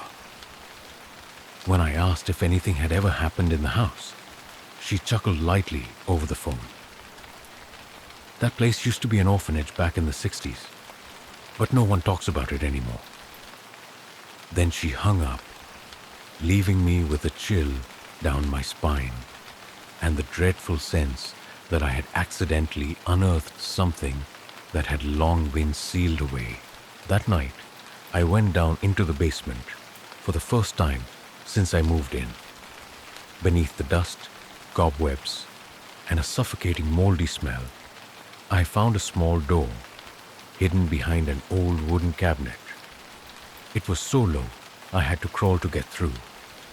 The door opened into a narrow room with a low ceiling. Inside was something I'll never forget. A rusted iron bed. Stacked on top were dozens of dolls. Limbs torn off, piled together like a heap of tiny corpses, and scrawled in charcoal across the wall. We still need hugs to sleep. Don't come back. I fled that basement like someone escaping hell. But that night, when I returned to my bedroom, I knew I had come back, and they were still waiting for me on the bed. I thought I could move on, that everything I'd seen in the basement, on the bed, in the camera footage, could be explained, or at the very least forgotten, if I kept myself busy, if I didn't look back. I was wrong. The night after, I locked every door, turned off my phone. No books, no movies. I sat in the dark with a baseball bat resting beside me, waiting for the first sound. I just waited until the clock hit 2:46 a.m. The creak came from somewhere, not downstairs, not the basement. This time, it was in the hallway. I shot up, bat in hand, heart pounding so fast I thought I was having a heart attack. My bedroom door, which I clearly remembered locking, was now slightly ajar. From the crack, I could see a darkness thick like oil paint. No other sound followed, but I knew someone or something was standing there. waiting. I didn't dare go out, but I didn't want to wait for it to come in either. I slammed the door shut and locked it, both bolts. But the moment the last latch clicked, a soft knock came from the other side. Not loud, not frantic, just relentless 1, 2, 3. I backed away, gripping the bat tighter. The knocking stopped after a few seconds. But that wasn't the end. It changed. Breathing, very close. Right under the door, I heard heavy, drawn-out breaths, like someone was being strangled. I don't know why, but I dropped to the floor and pressed my ear to the ground. A mad reflex. And what I heard was a whisper. "Don't go anywhere. Stay and sleep with us. Just one more night. Just one more night." I shot up, pushed a desk, a chair, a dresser, anything I could to block the door. I didn't sleep that night. And when the first light of morning crept through the curtains, I knew I couldn't live in that house alone anymore. I drove to the Elkhaven Police Department at 9 a.m. Lieutenant Dale Mitchell was on duty that morning. A balding man with tired eyes and a cup of pitch-black coffee. "Have you ever heard of the house at 54 Lakewood?" I asked, trying to keep my voice steady. Dale put his coffee down and eyed me cautiously. "You're renting that place?" I nodded. "So, it's happening again." I leaned forward. "You know something, don't you? Someone died there? Or..." Dale sighed, opened a drawer, and pulled out an old file. The pages yellowed with age. "That place used to be a temporary shelter for children who went missing in an unsolved case. In 1968, they found 7 kids, all locked in the basement. No caretaker, no adults. The children claimed a woman taught them how to live underground. But no one ever found that woman. I remembered the tiny basement room, the dolls, the scribbled chalk. My heart clenched like it was being crushed. "I think they never left," I whispered. "They're still there, still waiting. Every night they climb into my bed and..." Dale cut me off, his voice suddenly firm. "If it were me, I'd get out, immediately. But I know it's not that simple. Some people, even after leaving, still hear the knocking at midnight. Still feel the cold arms wrapping around them, even in another place." "You mean I've been pulled into something, not something?" "Them. And if you've been in the basement, if you've seen, then they've seen you too." I returned home with a new kind of fear. Not just fear of what was inside my house, but fear that I might never be able to escape it. That night I didn't sleep. I held a knife and set up cameras in every corner of my room. But strangely, nothing happened. Not until morning, when I reviewed the footage. The camera showed me sleeping. Then, at exactly 2:44 a.m., the light flickered, and from the corner of the room, a small figure emerged.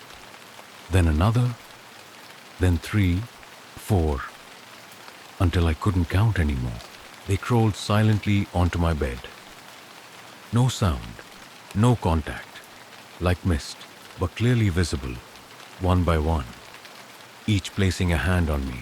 Some giggled, some whispered. One tilted its head, stared straight into the camera, and smiled a pale, eerie smile. I shut the footage off. I wanted to destroy it, but I couldn't. That afternoon, I left the house and went to the town library, hoping to dig up more about the old missing persons case. The librarian, Eleanor, was the only person still alive in town from that era. When I asked, her face went pale, hands trembling. "They don't want to leave. You understand?" she whispered. "Those children had no one to hug them, no one to talk to. No one remembered them. You lay in their bed, in their house, You were the first in decades who didn't run away on the first night. I swallowed hard. And you came back. You heard them. I said nothing. Then from now on, you'll never be alone again. That sentence haunted me until nightfall. When I returned home, I found the front door wide open. Tiny footprints, very tiny, were stamped across the wet ground at the doorstep. Wooden spoons had fallen to the kitchen floor. The fridge stood ajar. The pictures on the wall had all been tilted. And at the end of the hallway, where there had always been a solid wall, there was now a door no one had ever installed, a door no one remembered, with only one thing carved into it. You're home now. I stood still before the unfamiliar door at the end of the hallway. A place where there should have only been a rough wooden wall. It had no handle, no visible hinges, no lock. Just a smooth wooden surface, carved deep with what looked like fingernail scratches, spelling out, "You're home now." I didn't know how long I had been standing there. Outside, rain began to fall, heavy drops striking the roof. Wind howled through the pine trees like a choked-out cry. The whole house breathed a slow, moldy breath, as if it too was watching me, quietly, waiting. I took 2 steps back. It felt like I had just stepped closer to something from which I could never return. But that door, it remained, present, waiting, as if I no longer had a choice. I reached out and touched the wood. It was ice cold, soft, like the skin of a long-dead body soaked in water. The door opened without a sound, revealing a pitch-black hallway that stretched endlessly ahead, lined with faded, rotting red velvet carpet. I took out my phone and turned on the flashlight. Its faint beam swept across framed drawings along the walls. All children's drawings made with crayon. Messy figures, faceless people, rooms filled with eyes peering from shadows. And always, in the center of every picture, was a single bed with someone sleeping, surrounded by dozens of black hands. With each step, the floor groaned beneath me. I didn't dare turn back, didn't dare run. Something in the air was squeezing me, not hands, but an invisible pressure, like the entire hallway was pressing against my chest. At the end of the hall was a room. The door stood open. Inside was another version of my bedroom, exact in every way. Same bed, same window with blue curtains, same still life painting I had hung on the wall. But here, everything was covered in dust and cobwebs, and the air stank of old blood and damp, rotting decay. Someone was lying on the bed. I stepped closer, heart pounding like a war drum. The person lying there was me, a perfect copy, from the tiny scar on my wrist to the slight wave in my hair. But that body wasn't breathing, wasn't moving, eyes wide open, cloudy, staring blankly at the ceiling. And then the hands began crawling out from beneath the bed, one by one, pale, thin, fingers long and sharp as blades. They reached out, wrapping around the body, caressing it, stroking it. Like children reclaiming a lost toy, I wanted to scream, but my throat closed up. No sound came out. My eyes were locked on the grotesque scene in front of me. And that's when a child peeked out from the side of the bed. It looked at me, eyes black and hollow. Its mouth stretched into a grin far too wide. "You're not allowed to leave," it said. Then, everything went black. When I woke up, I was lying on my living room floor. The ceiling light flickered overhead. It was already dark outside. The windows were still shut. The wind outside howled like starving wolves, but the door at the end of the hallway, was gone. Only the familiar wooden wall remained. No trace of it ever being there. I wanted to believe I had sleepwalked, that it was all a nightmare brought on by stress, but I knew, deep down in my bones, that it had been real.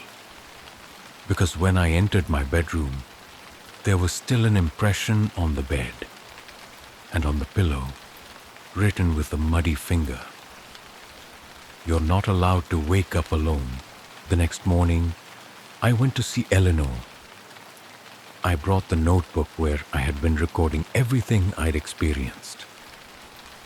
She was sitting behind the counter, looking like she hadn't slept all night. I need to know more about the children, I said, my voice trembling. Eleanor didn't answer immediately. She silently led me out of the library and down into the old basement archive. The room was cramped, lit only by a single dangling bulb. No one told you this, she whispered. But of the 7 children found in 1968, only 6 survived. 1 died in the basement. It was hugged too tightly by the others. I clenched my fists. And that child? Who was it? She opened a decaying file folder and pulled out a black and white photograph. And I saw. The child in the photo looked exactly like me. As a boy, Eleanor murmured, no one knew who its parents were. No records, no birth certificate, as if it was never actually born. That night, I didn't sleep in my bedroom. I pitched a tent in the backyard, bringing pillows, blankets, and a lighter. I sat beside the firewood, feeling at peace for the first time in nights. But then, around 2 a.m., I heard rustling behind me. Not leaves, something crawling across the grass. I turned. In the dim darkness, I saw small figures. One by one, crawling out from the edge of the woods. In their hands were pillows, blankets. Some held headless dolls. They stopped a few meters away. Then, in a broken chorus, they spoke. Let us hold you two, just for one more night, just the last night. I stood frozen. The lighter slipped from my hand, and behind me, from inside the tent, a familiar voice. My own voice whispered, You promised us. Story 6. The Spirit Summoning Candle Seller. My name is Rachel Dawson, and I live in a small town called Fallridge, tucked away in the state of Oregon.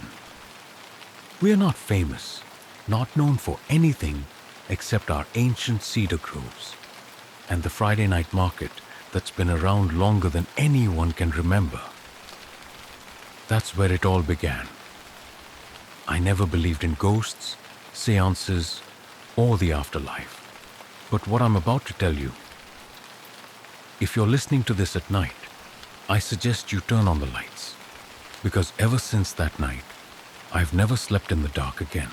That Friday evening, I was walking through the market with my best friend Nicole after we finished our shifts at the hospital.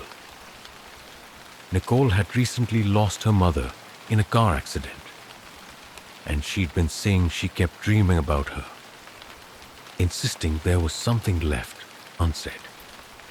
The Fallridge night market was the same as always. The scent of popcorn, smoke wafting from food stalls, and soft folk music from an old band huddled near the far end of the lane. But that night felt different, like a breath of winter brushed the back of my neck, even though it was spring. Nicole saw him first. A man stood at the far end of a narrow alley that branched off from the market, nestled between 2 closed stalls. He wore a long cloak that touched the ground, a hood pulled low over his face. In front of him, a short wooden table stacked with candles, black, red, and white. Each one flickered with an eerie bluish-purple flame set into dull silver-gray holders. He wasn't calling anyone over, just stood there, silently, fingers brushing over the flame of a slowly melting candle. And yet, Nicole walked straight toward him. "I heard your candles can help me see my mother again," she asked, her voice shaking. The man didn't speak. He simply slid a white candle toward her. Symbols were etched into its wax, jagged carvings like claw marks on rotting wood. "The light will lead the way, but don't let it burn to the wick's heart," he said. His voice was hoarse like paper scraping across metal. "Place it where your loved one used to sleep. The door will open."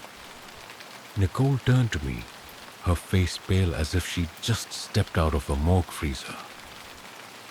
But she paid him and held the candle like it was sacred. I didn't stop her, didn't believe any of it, until that night. At 3 a.m., Nicole called me sobbing, unable to form full sentences. "It's not her. It's not my mother," she kept repeating.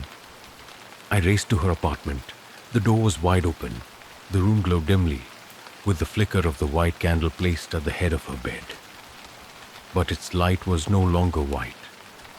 It had faded into a grayish ash tone, then deepened, deeper still, like diluted blood spreading in water. Nicole was curled up in a corner, arms covered in scratches, trembling violently. I ran to her and pulled her away. She pointed into the shadows of the room, where nothing could be seen. But the flame still danced, like something unseen was pacing around us. My mom. She came, but her face, it was wrong. Her eyes were black holes, and her smile wouldn't close. I snuffed out the candle. Immediately, the room returned to normal. The ceiling light flickered once, then lit fully. But the air still carried a stench. Something damp, stagnant, and the faint odor of burnt hair. Nicole was admitted to the psychiatric ward. The doctors said she suffered a severe psychological break and could no longer distinguish memories of her mother. But I knew that night wasn't imagined. The following Friday, I returned to the market. The candleman was still there, still hidden beneath his hood, still selling those candles glowing like ghost fire. "Why do you do this?" I asked, gripping a black candle from his table. He stared at me for a long time, then replied, "I sell light. They're the ones who invite what follows. But that thing, it's not their loved one. It's something else. Souls are currents. Some wait to be guided. Others only wait for a door to open." I didn't understand everything, but I knew this man. He wasn't ordinary. That night I found something terrifying. An old online article from 1987. It showed a man with a hood exactly like his, photographed at the Portland night market, where 7 people from the same neighborhood committed suicide over 2 weeks. Each of them had a strange candle found near their window. They called him the Candleman. He'd appeared in multiple states across decades, but never stayed in one place more than 3 weeks. Now he was in Fallridge. I couldn't stop Nicole from lighting that candle, but I could warn others. Or at least I thought so. Because last night, when I got home, I found a small wooden box sitting at my front door. Inside, a purple candle and a handwritten note. "This is for your brother. He wants to see you one last time. My brother Jacob drowned in Lake Silver when I was 17. And I've never told anyone in this town about him. No one but my mother ever knew how he died. So who put that candle there? And why? Do I feel like Jacob is really close now?" I stood at my front door, the night wind curling around my legs like an invisible creature slithering along the steps. The small wooden box sat there, as if someone had placed it down just seconds before I arrived. I heard no footsteps, no sign of anyone ever coming. Just the box and what lay inside it. A deep purple candle wrapped in rough parchment that still held the faintest trace of smoke, like someone had just extinguished a flame in a room that hadn't been opened in years. Beside it, a small slip of paper, the handwriting slanted and shaky, as if written by a trembling hand, or from a time that no longer belonged to the present. For your brother, Jacob is still lost. My heart stopped. I swear, I hadn't spoken about Jacob to anyone since I moved to Fallridge. The drowning accident happened at Lake Silver, and his body was never recovered.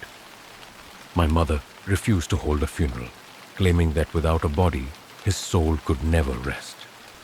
And now, 14 years later, a candle and a note about Jacob appeared at my doorstep.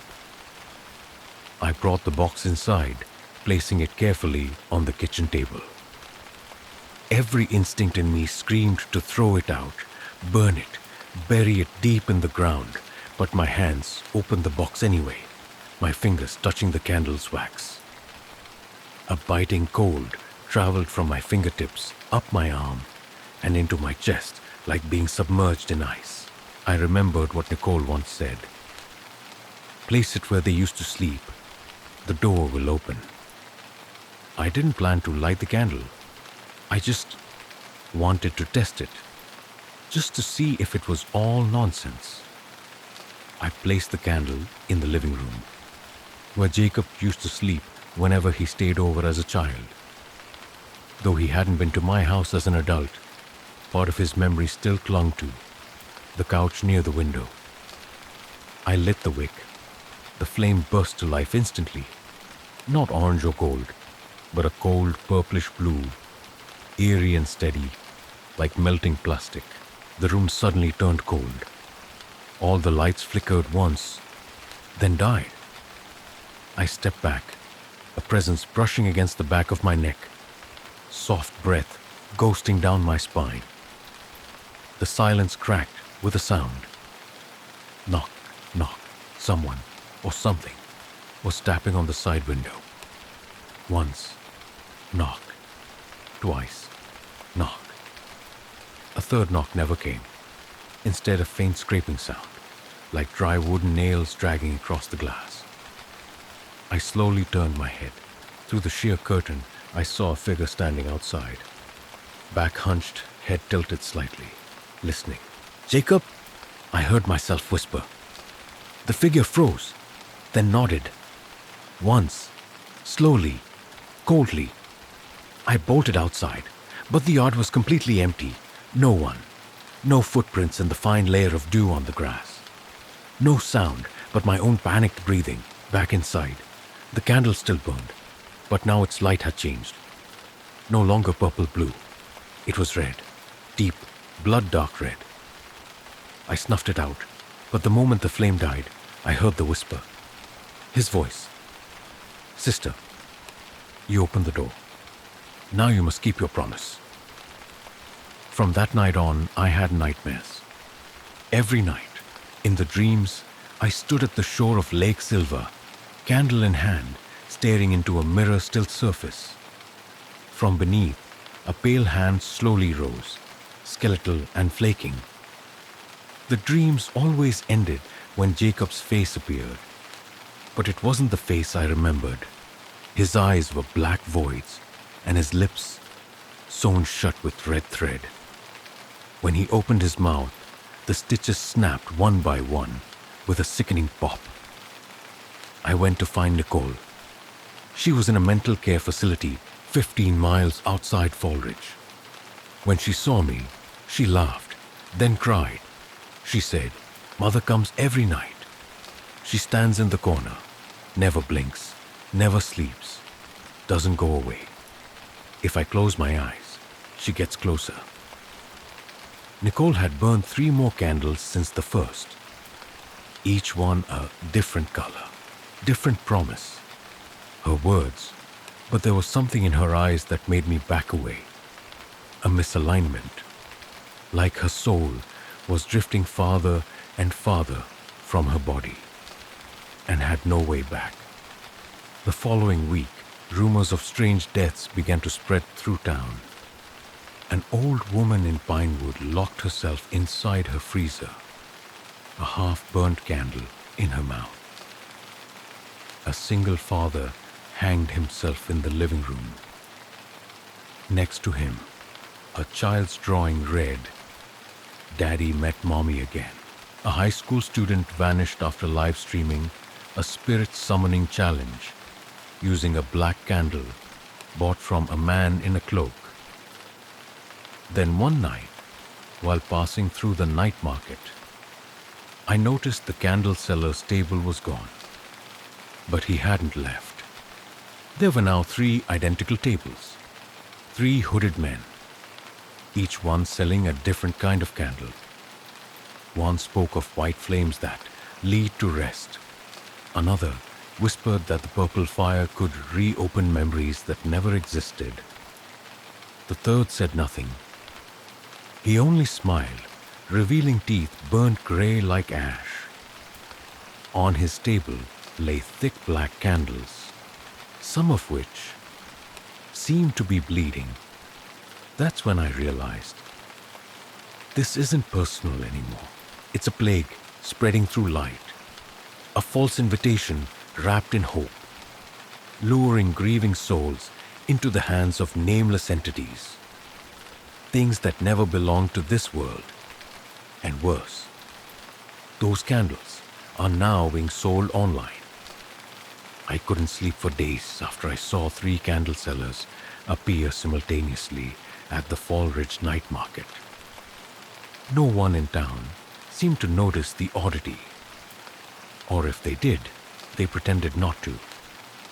Some even began whispering about the miraculous effects of the candles, seeing lost loved ones, decoding dreams, healing grief. Though rumors spread that a few candle users had disappeared, no one could confirm anything, since the authorities never got involved. I began writing everything down, not just out of fear I'd forget, but because I felt I'd need evidence, even if only to remind myself this wasn't all a hallucination. What I didn't expect was for my journal to be read by someone else. On the 3rd day since I last slept, I found a page missing from my notes. It was the page where I'd written about Jacob's hand rising from the lake, a detail from a dream I believed only I knew. But now, someone had replaced it with a single sentence, scrawled in jagged handwriting. He no longer rises. He's learning to walk. I slammed the journal shut. My skin broke out in goosebumps. Then my phone rang. A strange number, no area code, just a string of zeros. Zakriu. I picked up. On the other end, only breathing. Deep, steady breathing, but buried in it, barely audible, was a clicking sound, like fingernails tapping on wood. Talk, talk, talk. I hung up, not out of fear, but because I recognized that sound. It was coming from inside my walls. I began hearing whispers through the door frames at night, as if someone, or several people, were chanting behind the drywall. When I pressed my ear to the surface, the voices became clearer. But they weren't speaking English. It was a language I'd never heard, and yet somehow I understood it instinctively, like an echo from a memory that didn't belong to this life. I scoured the internet, Reddit, obscure forums, private groups.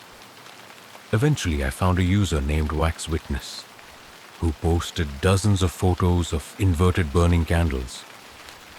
Their flames didn't rise, but melted downward, consuming the wick, then bleeding into the ground. He wrote, "The candle sellers are never just one. They are the firekeepers. Each region has three: the guide, the caller, the binder. If you buy from the third hand, you don't just open the door, you won't be able to close it again. I messaged him, told him about Falridge. He replied with one sentence: "It's already begun. You must leave before the thing borrowing your brother's body finds you." But I couldn't leave, because I knew whatever was coming wanted me to see it. On the fifth night, I dreamed of a cold stone cellar filled with hundreds of crimson candles burning endlessly. In the center stood a woman in a black dress, hair covering her face, back turned to me. She was whispering a name: "Jacob. Jacob." I approached, but as I neared, she turned around. She had no face, just a hollow dip in the center of her head. Where the eyes and mouth should have been were 3 candle pits, each dripping black fire. I woke to the blare of my smoke alarm. The house smelled of burning. In the living room, a purple candle I'd extinguished long ago was lit again. No one had lit it. No one had put it back. I went to my mother's house where Jacob used to sleep as a child. She opened the door with tired eyes, but was glad to see me. I asked, "Do you remember Jacob?" She smiled, but didn't answer right away. Then she walked into the old room and pulled out a dark wooden box from under the bed. The exact same kind I'd found outside my own door. "I found it last week," she whispered. Inside was a green candle and a note saying it was a light from him. I haven't burned it, but every night I hear footsteps in the hallway. I opened the box and froze. Beneath the candle was a small child's fingernail stained with dried blood. I rushed back to Falridge, back to the night market. The 3 candle sellers were still there, but this time they said nothing. They all stared at me, then in unison raised their arms and pointed behind me. I turned. The entire night market went silent, every light extinguished. Only the purple candle remained, flickering, and something, was approaching, thin, tall, head tilted, skin white as wax. Jacob, or something wearing his shape. I didn't run. I stepped forward, reaching out a hand. "Is that you, Jacob?" It nodded, then opened its mouth. There was no tongue, just a raw, red cavity, and from it came a voice. My voice, repeating the words I had said to Jacob before he died. "I'm sorry I left you behind." Then it smiled, its mouth stretched wider and wider, like a slit in soaked fabric, until it reached its ears. I fainted. When I woke, I was in the town hospital. A nurse sat beside my bed, but I wasn't focused on her. I was staring at my hand, because in the center of my palm, carved with something sharp, were the words, "The door is open. Keep the fire on the 7th night." Story 7, Death Notebook. The house on the corner of Maple Street had always been quiet. An old building with walls faded by time. But it was never truly peaceful. Built in the 1920s, the house carried a somber air, and stories about it whispered constantly through the neighborhood. People said the house didn't just hold secrets, but something present, something inexplicable. And for decades, no one could resist its strange allure. But that wasn't why I returned. My name is Jenna, a grown woman who left her hometown long ago. A few weeks ago, I got a call from my mother telling me something strange had happened in the house. She said that while cleaning the attic, she stumbled across an old notebook buried beneath a pile of books. It looked ordinary, worn leather cover, frayed by time. But what terrified her was what was written inside. The notebook recorded dates and the manner of death of people who had lived in this house. Deaths that had already happened, and those that were yet to come. And the strangest part, every prediction had come true. I couldn't believe what she told me. At first, I dismissed it as an exaggeration from an aging mind, letting imagination get the best of her. But when I came here and held the notebook myself, a chill spread through my entire body. It was a sensation I had never felt in all my years away from home. Each page of the notebook was carefully written, the handwriting precise and deliberate. Unlike an ordinary journal, these entries weren't random thoughts.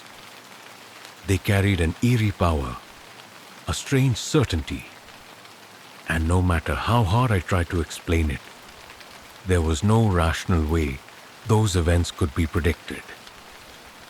My mother told me the first entry recorded the death of my grandfather, who died nearly 20 years ago.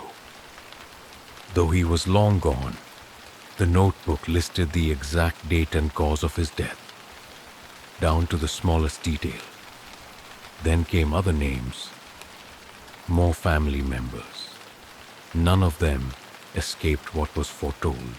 The notebook continued to record the next deaths in order. My mother said more and more names were showing up on the following pages, all of them belonging to people who had lived in this house. I didn't know if it was a coincidence, but it was undeniable. Everyone who ever lived here had died just as the notebook described.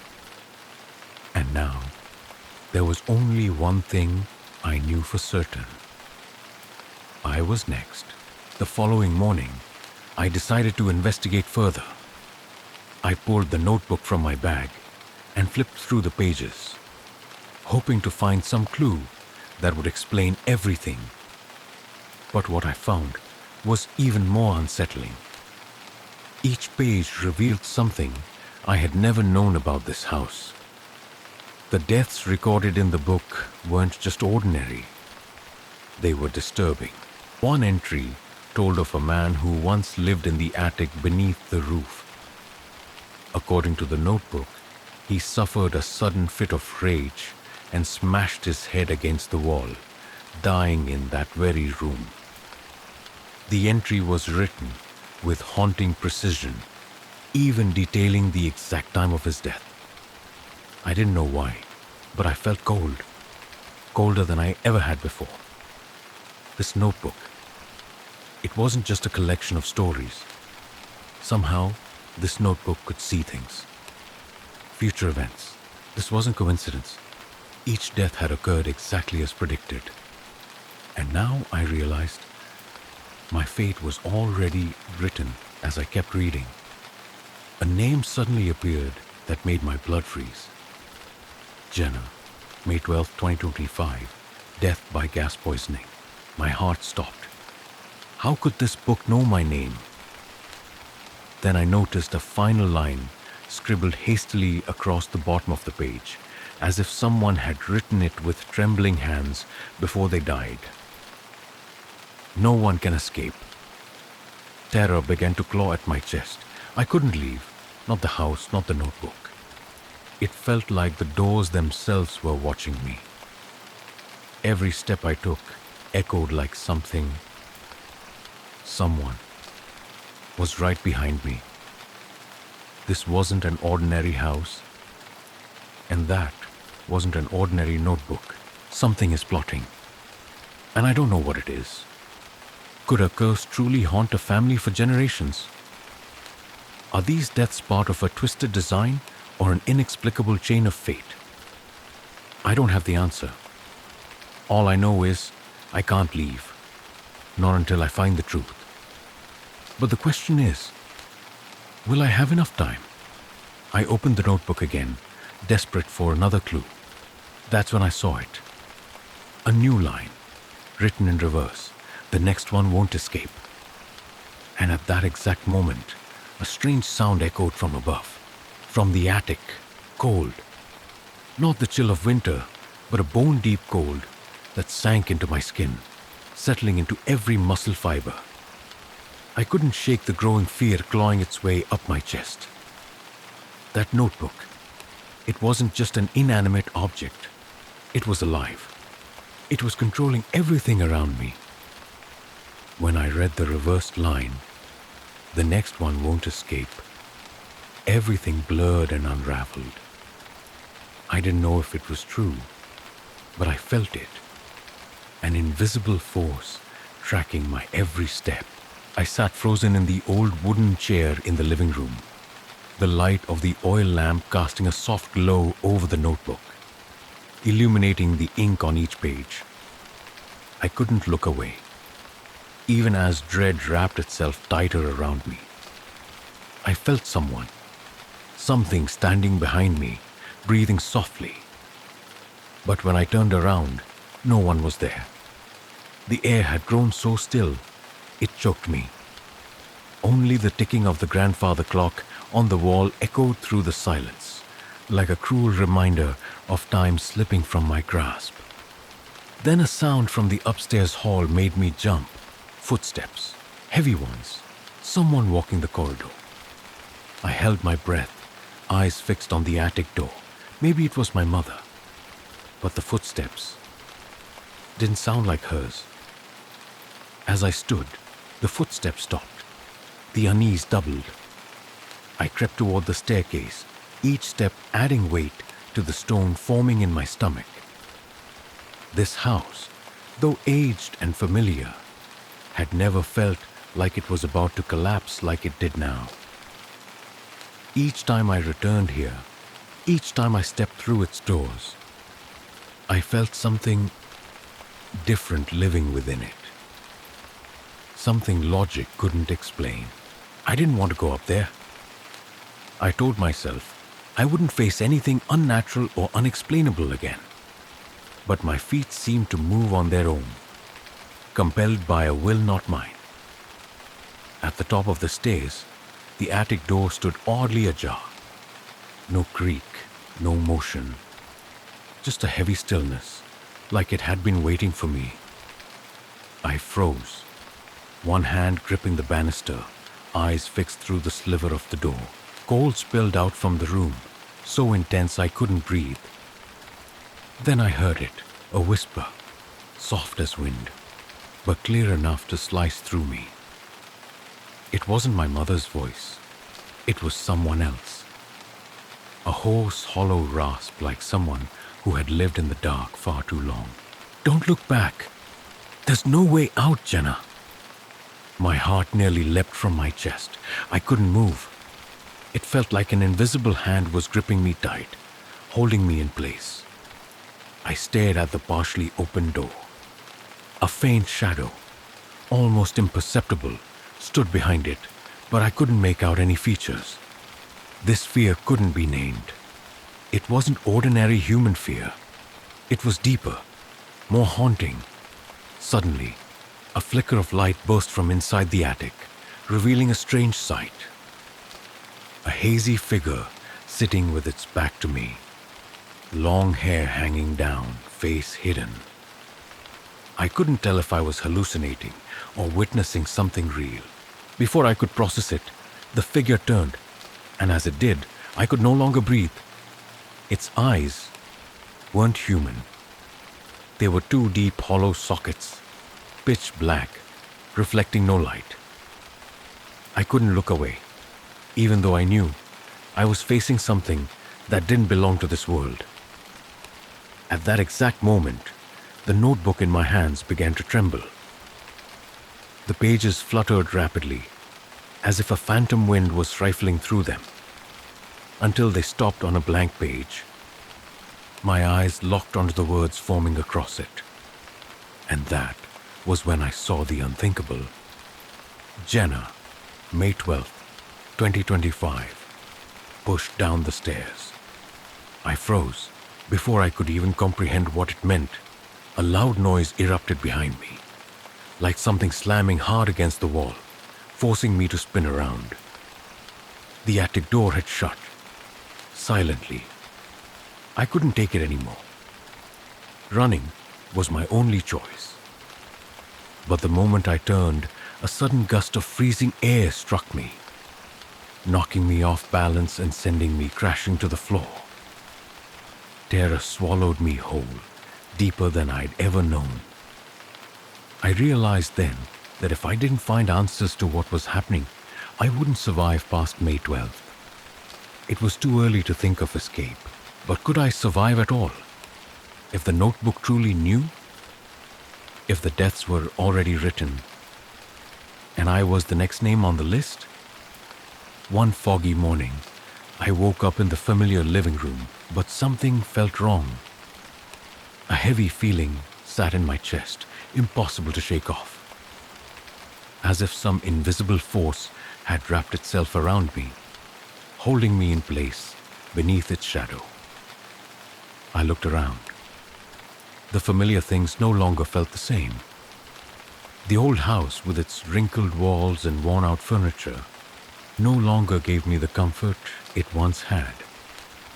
Now, everything felt like a nightmare, and I couldn't escape. Last night, the journal was still there beside me. After reading the horrifying entries, I felt trapped in a vortex with no way out. How could I run from a fate already written in that journal? How could I change anything when it had all been decided? I descended the stairs, trying to regain my composure. A dim light filtered in through the window, but the house remained shrouded in gloom, as if it no longer wanted to be a safe place. My mother had gone missing the night before, without a trace. I knew she wouldn't have left without reason. That night, I had heard footsteps and whispers coming from the upstairs room. But when I went up, there was no one. She was gone.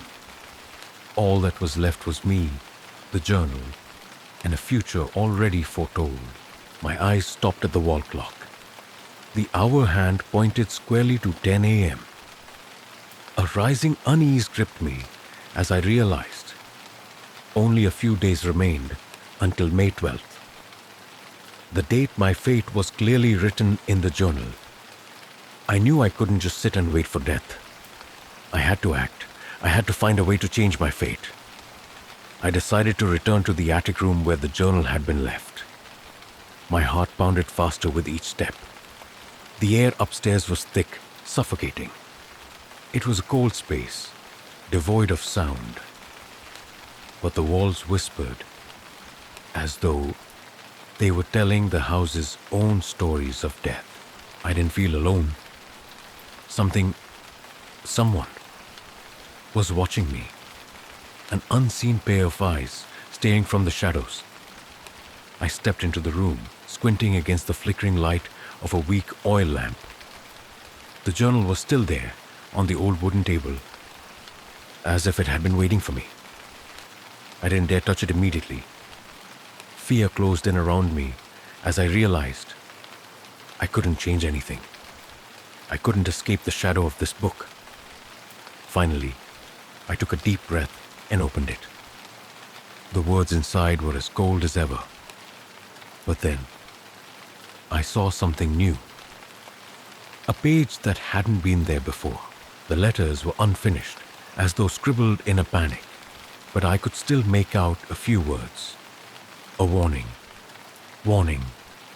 The house is not a sanctuary. Stop searching. Those words struck me like a knife to the heart. This house, not a sanctuary? But if not here, then where? And then I saw it. A figure, faint and shadowed, taking shape behind the pages. A pale silhouette. A woman, standing just behind me. I spun around. Nothing. Terror flooded through me. I didn't know if I'd really seen something. But I knew something wasn't right. A soft breath came from behind, and I could feel a presence pressing against my back. Suddenly, I couldn't breathe. The air grew heavy, too thick to swallow. I tried to turn, but this time there was no more waiting. The attic door slammed shut. I stepped toward it, feeling a cold draft seep through the cracks. Everything around me seemed to constrict, tighten, and then I heard the whisper again. But this time, it wasn't a warning. It was a statement. Clear, undeniable. You are next. Something shattered inside me. I couldn't face this fate. But just as I thought about running, a smaller door inside the attic opened suddenly. A figure stepped through. It was my mother, but not the mother I once knew. Her face was pale as chalk, her eyes sunken and hollow. The warmth was gone. Only cold emptiness remained. She stood there, saying nothing, just watching, frozen in the haze of that room. "What should I do, Mom?" I whispered. But she didn't answer. Only her eyes followed me, as if they were trying to speak words I couldn't yet understand. "Don't let this happen," a whisper came again, but from behind me. When I turned, I saw it. The shadowy figure, the one the journal had warned me about, now face to face with me. A chilling sound echoed from deep within the house, and I realized this time I wouldn't be able to run. Story 8, the room that gives birth to people. Everything began quietly, like any other story. My family had just moved into a new house in the suburbs, a place where no one spoke of its past. We needed a fresh start, and this seemed like the perfect choice. The house sat on a quiet street, far from the noise of the city. The location was ideal, the air fresh, and the price surprisingly affordable. No one questioned why it was so cheap. We, my wife Sarah, our 6-year-old son Liam, and I, were thrilled as we stepped into the house. A spacious living room, a garden lush with greenery, and an attic I hadn't had time to explore yet. Everything was perfect. Or so I thought.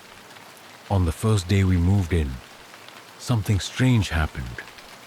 Liam was playing in his bedroom, where I had already finished arranging his things, when he ran over and asked, "Dad, why is there a mirror in the closet that won't open?" I turned to look and saw the large wardrobe next to the window, its mirror reflecting only a dim shadow. "It's probably nothing, Liam. Just a regular mirror," I replied, trying to dismiss his curiosity. That night, when the house had settled into silence, I heard sounds coming from upstairs. There was a strange feeling, as if someone was walking through the house. Sarah was cooking downstairs. Liam had already fallen asleep. I walked up the stairs, a growing unease in my chest I couldn't explain. Liam's bedroom door was slightly ajar, but no one was inside. Only a strange scent lingered, like damp earth and cold breath. My eyes landed on the mirror in the wardrobe. It didn't reflect the room at all, just a deep, endless darkness. I stood there for a while, then told myself not to dwell on it. Over the next few days, more strange things started to happen. Every time I stepped into Liam's room, the furniture seemed to have moved. New scratches appeared on the walls, and an unbearable stench hung in the air. I couldn't explain any of it, nor could I find the words to tell Sarah.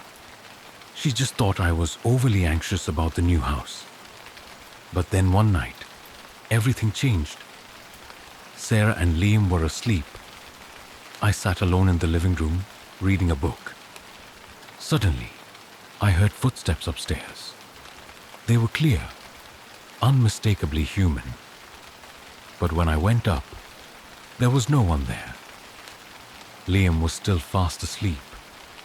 Sarah's bedroom door was tightly shut.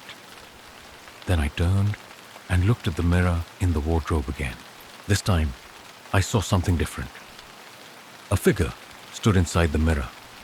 It wasn't me, but it looked eerily like me.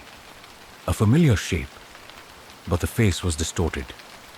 The eyes were sharp, cold, and completely devoid of motion.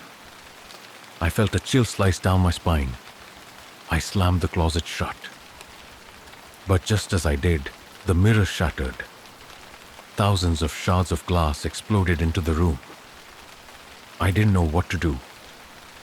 I just ran downstairs, gripped by fear. The next morning, I tried to explain everything to Sarah, but she thought I was just tired from a long day. She didn't believe me. No one would. They thought I was imagining things. But the following day, something even more terrifying happened. When I woke up, I found Liam's room completely empty. He was gone. Sarah panicked, searching the house. I rushed upstairs, and what I saw made my heart stop. Liam was sitting in his room, but it wasn't my son. It was a copy, a shape that looked exactly like Liam, but his eyes were bottomless pits of darkness. He turned to look at me, and his mouth curved into a strange, unsettling smile. It wasn't Liam. It was something else. A creature carrying the shadows of my son's soul. "Son?" I whispered, but the thing just stared at me, with eyes that no longer belonged to the boy I raised. Before I could understand what was happening, I heard a noise elsewhere in the house. Sarah had seen it too, the copy, and she was hysterical.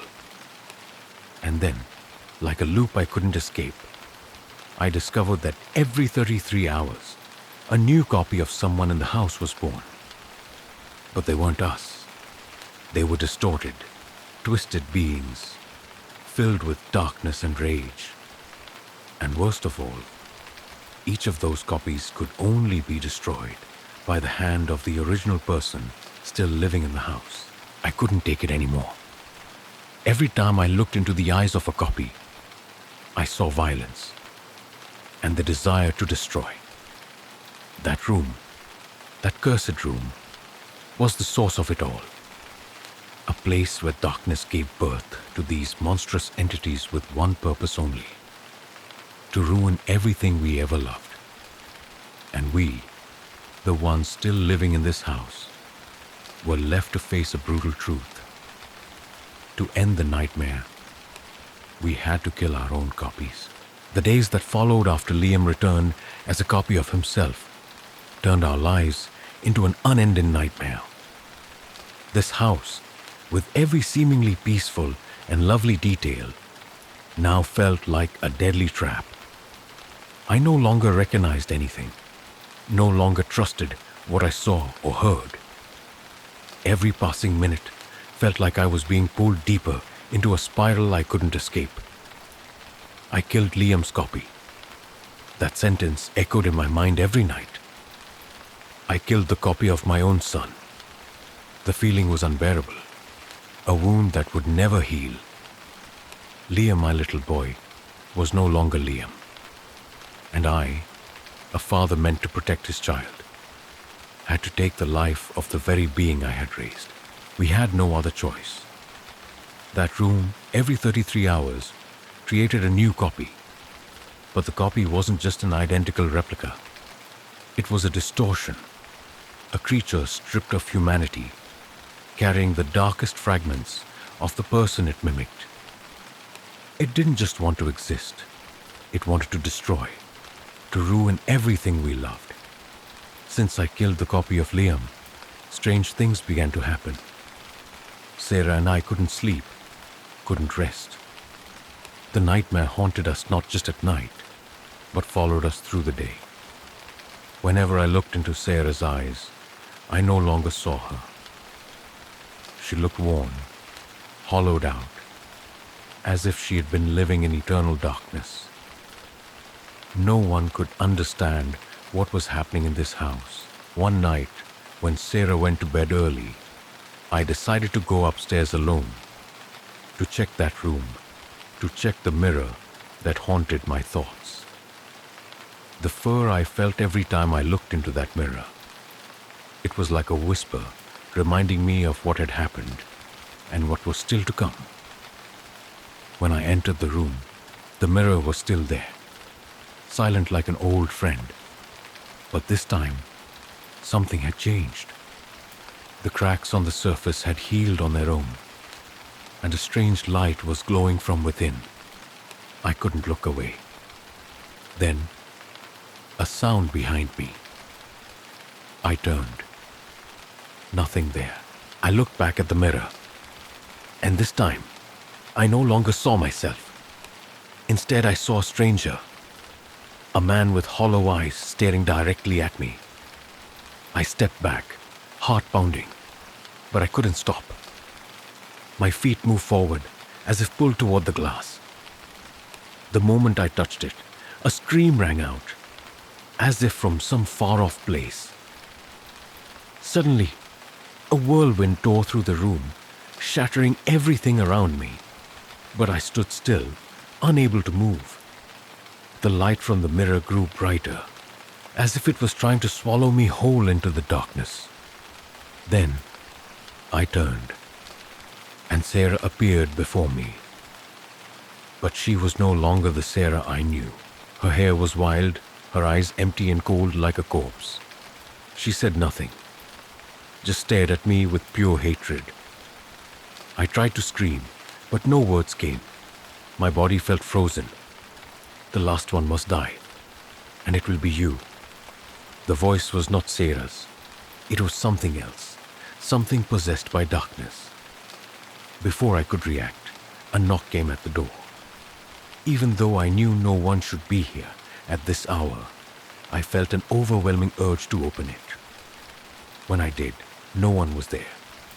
Only a small box resting on the doorstep. Without thinking, I opened it.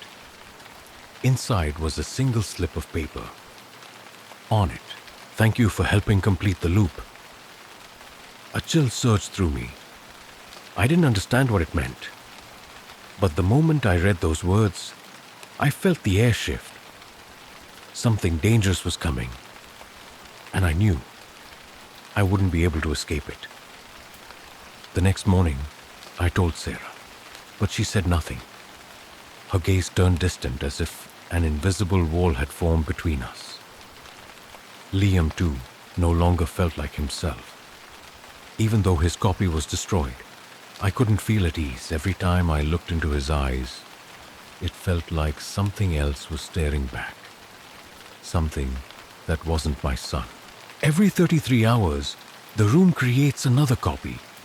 And I know, we're running out of time. A familiar dread grips me every time the clock strikes 33. Something awful is coming. And I know, eventually, I will become part of the loop. I'm no longer sure of anything I'm doing. I keep asking myself, do I have to kill myself to end it all? Or will I be the next one consumed in this deadly game? Day by day, this house grows stranger. Unexplainable things keep happening. Things I can't make sense of. Every time the living room clock strikes 33 o'clock, a chill blankets the entire house. I can feel the shift in the air, like some invisible creature crouching in the shadows, waiting to lunge out and rip apart the fragile illusion of peace we've struggled to maintain. Sarah isn't the same anymore. She looks hollow and distant, like part of her soul has been taken, and what's left is just a vacant shell. She hardly speaks now, and her behavior grows stranger by the day. I can't help but feel something inside her has been replaced. This is not the Sarah I once loved. Liam, though he was killed by a replica of himself, somehow, I still feel his presence in the house. Every night, when I enter his bedroom, I see new markings on the wall. Fresh scratches, broken toys scattered across the floor. Sometimes I even hear the sound of footsteps wandering through the house in the middle of the night.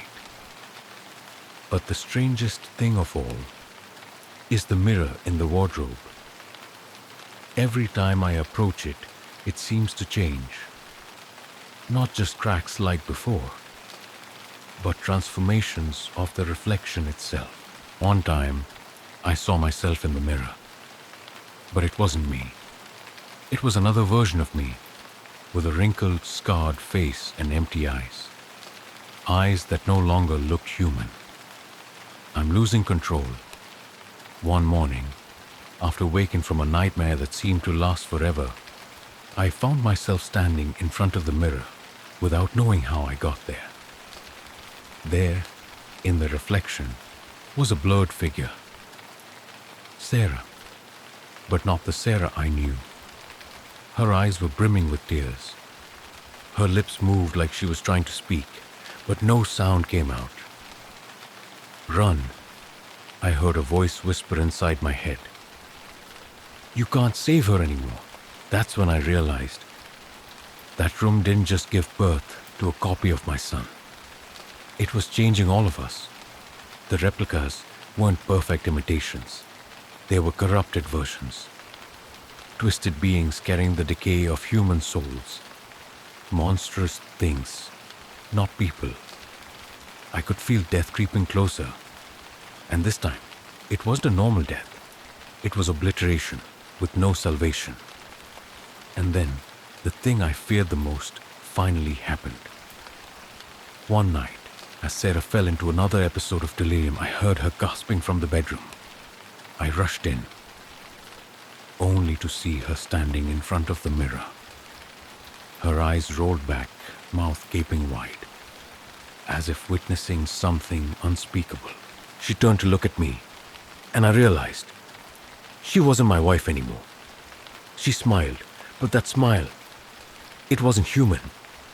Her lips stretched unnaturally wide, exposing razor-sharp teeth. Her eyes were empty, void of all warmth. This was no longer the Sarah I loved. "You can't save me," she said. Her voice was colder than anything I'd ever heard. "We've reached the end of the road." I couldn't believe what I was seeing. She began backing toward the mirror, step by heavy step, as if being pulled by an invisible force. I rushed forward, grabbed her, but her body was ice cold, lifeless, like a corpse. And then, reflexively, I looked into the mirror. Something was looking back at me. Not me, something else. A creature, twisted, deformed, with a mangled face and eyes that were no longer eyes. Every movement it made radiated a terror I couldn't put into words. It smiled. But that smile wasn't joy. It was malice. In that moment, a searing pain exploded from within my chest, as if something was trying to drag me through the mirror, pulling me into the dark reflection. I fled the room, but the mirror remained, watching, a warning that would never disappear. I don't know how many more times this room will create copies. How many more times I'll have to face myself in the mirror, or kill the twisted things that come from it. I've already killed the copy of my son, and I know sooner or later I'll have to kill myself, or someone else in this family, to end this nightmare. That room, that cursed place, has taken everything I love, and I don't know if there's a way out anymore. But one thing I know for sure, I can't escape this cycle. Story 9. The hospital with no exit. I woke up in a hospital, one completely devoid of people. The first thing I felt when I opened my eyes was the coldness of the pristine white bed. The room around me was empty. No blinking machines, no doctors, no nurses. Just an unnaturally heavy silence, as if I had been abandoned in a world no one else knew existed. At first I felt confusion. Then I remembered. I had been in an accident. A car hit me while I was crossing the street. The blurry images of flashing lights and screams in the night were still etched into my mind. I must have been taken to a hospital. But why was there no one here? Not a single soul. I sat up, noticing my body felt strangely weightless, as though there were no injuries. I looked around, then walked from the bed toward the room's only door. But it was locked. I knocked gently. No answer. Only my knock echoed back at me in the vacant space. A creeping sense of unease rose within me. Something wasn't right. I wasn't supposed to be here. Turning back, I searched for another way. I walked down long corridors lit by flickering fluorescent lights. The air was damp, thick with the stench of disinfectant, almost suffocating. But no one was there. No nurses, no doctors, no patients. Only tightly shut doors, as if the place had been forgotten long ago. My steps led me to another hallway. Along its length were more empty rooms, each one eerily identical. I felt like I was stuck in a nightmare I couldn't wake up from. Every room I opened revealed the same scene. A vacant hospital bed, sheets untouched, but no one lying there. I returned to the hallway and kept walking, only to realize I was being drawn into some endless loop. Then I heard a voice from the intercom. A dry, distorted sound coming from unseen speakers. The surgery at 3:33 is ready. Patient you. The words sent a chill through me. At first I didn't understand, but the phrase repeated in my head again and again, until it felt inescapable. Patient? Me? I blinked a few times, trying to make sure I wasn't hearing things. I couldn't recall needing surgery. Why was there such a strange announcement? Then I saw a figure, far ahead, turning a corner quickly. I ran after them, hopeful, desperate to find someone who could explain what was happening. But as I reached the corner, the figure slipped through a door without a sound. And when I followed, nothing. No one, no trace. Just cold silence. I felt like I was being watched. With no other choice, I continued forward, through corridor after corridor, opening door after door. I found only emptiness, as if the entire hospital had been abandoned mid-moment. Everything looked the same. Nothing changed. The rooms and halls repeated themselves. Then came a soft sound behind me. I turned, heart racing. A door gently shut, as if someone had just passed through. But when I stepped closer, no one, only silence. The floor beneath my feet felt suddenly ice cold, like it had been untouched for centuries. A heavy weight grew in my chest, choking my breath. I looked around at the sealed doors and gray walls. One question echoed in my head, one with no answer. Why am I here? Why is there no one else? Then, from the far end of the hallway, I heard footsteps. Steady, slow. I couldn't see who it was, only the sound, echoing through the darkness. I stood still, listening. The steps drew nearer, deliberate, approaching. And in that moment, I realized something horrifying. Those footsteps didn't belong to a person. They belonged to something else. My heart pounded. I turned and ran, not looking back. Panic overwhelmed me, but I didn't stop. I ran through hallway after hallway, past empty rooms, yet I still couldn't find a way out. The intercom crackled again, louder, closer this time. The surgery at 3:33 is ready. Patient you. Is this where I'm meant to stay? A hospital with no exit, no people. Only silence, and that chilling voice over the speakers. And that thing chasing me, it wasn't human. But what did it want? I don't know. All I know is this. I will never escape this place. I didn't know how long I had been running, but with each step, exhaustion weighed heavier on me. Still, I couldn't stop. The footsteps echoed down the corridor behind me, matching my every breath, as if some invisible entity was chasing me, hunting me. Sweat poured like a river. My vision blurred from panic. Every room I passed looked exactly the same. Endless hallways, lifeless gray walls, not a single sign of humanity. My head started to spin. What am I doing here? What is happening? This hospital, it was like a maze without an exit. Why am I even here?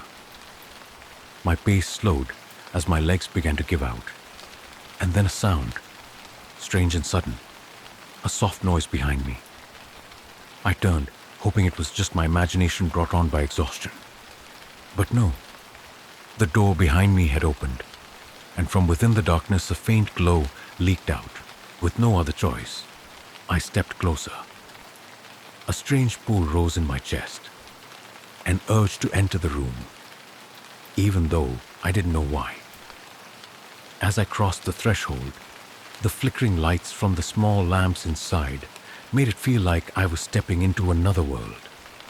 This room was different from the empty ones before.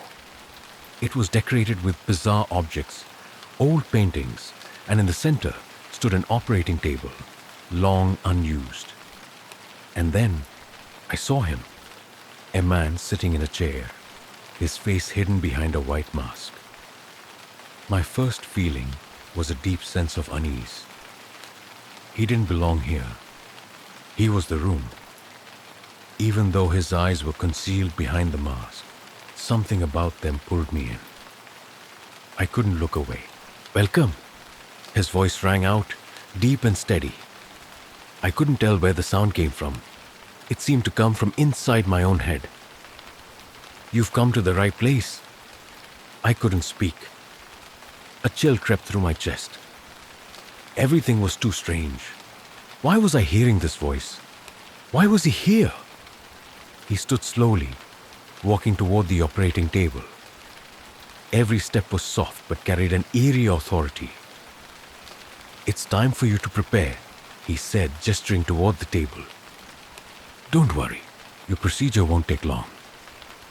I stood frozen, unsure of what to do. A tremble overtook me. "Procedure? But I don't need surgery. I don't understand." He said nothing more. He only shook his head gently. "You don't have a choice. Just follow along. We all must do what's been set in motion." Those words only confused me more. I wanted to run, but my feet were rooted to the floor. A cold wind swept into the room, carrying with it a faint whisper. Then I heard it, broadcast from far away through a speaker. That same cold, emotionless voice. "Procedure at 3:33 is ready. Patient you." My heart slammed in my chest. The entire space seemed to contract around me. Every sound, the voice, the footsteps, my pulse, merged into an unending nightmare. I felt watched, controlled, trapped in a darkness that was the hospital. The man approached me, placing his hand gently on my shoulder, but it felt unnaturally heavy. "We need to get ready," he said. "It'll be okay. You won't feel pain." I couldn't resist. The feeling wasn't human. It was something else, something beyond my comprehension. A spirit, an entity, a ghost perhaps. Something was controlling this hospital, and I was only a piece in its game. I turned to look at him, and this time, his eyes were no longer hidden. Cold, lifeless eyes stared back at me, and a shiver ran through my spine. I didn't know where he was leading me, but I knew one thing for certain. If I didn't obey, if I didn't accept this fate, I would be trapped in this loop forever. "Don't worry, it'll be over soon," he said again. And I, in a daze, could only stand in silence as my fate was pulled into the storm. The speaker echoed once more, this time louder, clearer. Procedure at 3:33 is ready. Patient you. As he guided me to the operating table, I felt something deep and cold inside me, as if the ending had already been written. There was no escape, no choice, only silence, and the cold voice echoing through the darkness. A cold chill enveloped me as I was led into the surgical room. The operating table stood silently in the center, broad and imposing. Cold light streamed down from above, drowning the room in a sterile, shadowless gloom. I could feel unseen eyes watching from every corner, but there was no one there. Only strange sounds, like thin gusts of wind brushing across the frozen walls. The man stood still in front of me, his gaze empty, cold, as if he had been waiting for a long time, though I still felt as if I were trapped in a nightmare. It wasn't the table or the surgical tools that frightened me most. It was him, the man with the white mask, the one who made me feel as though I were part of an experiment I could never understand. "It's time," he said. His voice was dry, as if echoing from a forgotten vinyl record. "Lie down." I couldn't speak. The room wrapped around me like a shroud, tightening. His words compelled me, even as my mind screamed, "Why me? Why am I here?" My hands trembled as I climbed onto the table. He moved with eerie calm, carefully preparing the tools. Each click of scissors, each clink of blades and syringes sent a shiver down my spine. Though there was no pain, a strange sensation spread through me, as if something inside was being altered, taken over in a way I couldn't resist. My mind began to blur. Everything lost focus, like I was sinking into a dense swamp. The cold of the metal beneath me crept up into my body, until all I felt was numbness. I tried to move, but my legs were paralyzed. I could do nothing but lie there, eyes closed, listening to the speaker overhead repeat, "Procedure at 3:33 is ready. Patient you." The voice returned closer, more insistent. It was something unseen, but with a power I couldn't fight. Panic surged. It felt like I was being dragged down into a bottomless pit. And the harder I struggled, the deeper I sank. Then I heard footsteps from the corner of the room. Not his, someone else's. Though I couldn't see his face clearly, I felt his presence. A silhouette standing quietly at the edge of the dim light, saying nothing, but watching me with a strange, sorrowful empathy. "She's not the only one," the voice said, gentler than the other man's, almost distant. "There are many like her. Each has a story, a reason they're trapped here." His words startled me. I opened my eyes, but before I could speak, he was gone. The masked man remained, working, expressionless, like a machine. I no longer knew if I could even move. My body felt crushed by a weight I couldn't escape. "We will begin," he said, his voice cold and emotionless. He stepped out from the shadows with a glinting pair of surgical scissors. I followed his movements with my eyes, but my limbs refused to respond. I felt like a puppet, strung up by someone who had no care for life or pain. Just then, a thunderous sound filled the room, as if a door had been thrown open. It felt like a small earthquake within my body. The lights above flickered, then went out. Everything was swallowed by darkness. The masked man's footsteps disappeared. So did the voice from the intercom. Only silence remained. Thick, oppressive silence. Fear swelled inside me. I tried to sit up, but everything around me was pitch black. Then, a freezing hand touched my shoulder. I turned. My heart stopped as I saw a figure standing behind me. "Run," said the voice of the man from before, no longer distant, clear, urgent. "This place isn't meant for you." There was no time to think. A powerful force shoved me forward. I stumbled, running blindly from the room, but every hallway looked the same. Darkness clung to every wall. Whispers hung in the air like cobwebs. Suddenly, the intercom returned, but this time, it wasn't just an emotionless announcement. "Procedure at 3:33 is ready. Patient, you." I didn't listen. I ran like a madwoman, eyes fixed ahead, searching for any path out of this cursed place. But every door was locked, and the darkness chased my every step. No matter how far I ran, there was no way out. And once again, I could not escape. Story 10. The living switched places with the dead. There's a strange feeling whenever I pass by a funeral. It's not sadness or grief, but an inexplicable connection, as if I'd known the person lying in the coffin beforehand. It feels as though my soul is calling out their name from another world. A sensation I can't quite explain. Yet, I'm not the only one experiencing this. Friends and family around me have shared similar feelings when attending funerals. But there's one crucial difference. Only I feel it this intensely. Everything started one autumn morning when I attended the funeral of an old friend. Just earlier that day, I'd been sitting in a cafe as usual when I received the sudden news of his death. A peculiar unease clung to me throughout the morning, until finally, I decided to attend his funeral and say goodbye to the friend I hadn't seen in so long. Entering the cemetery, my eyes couldn't tear away from the coffin.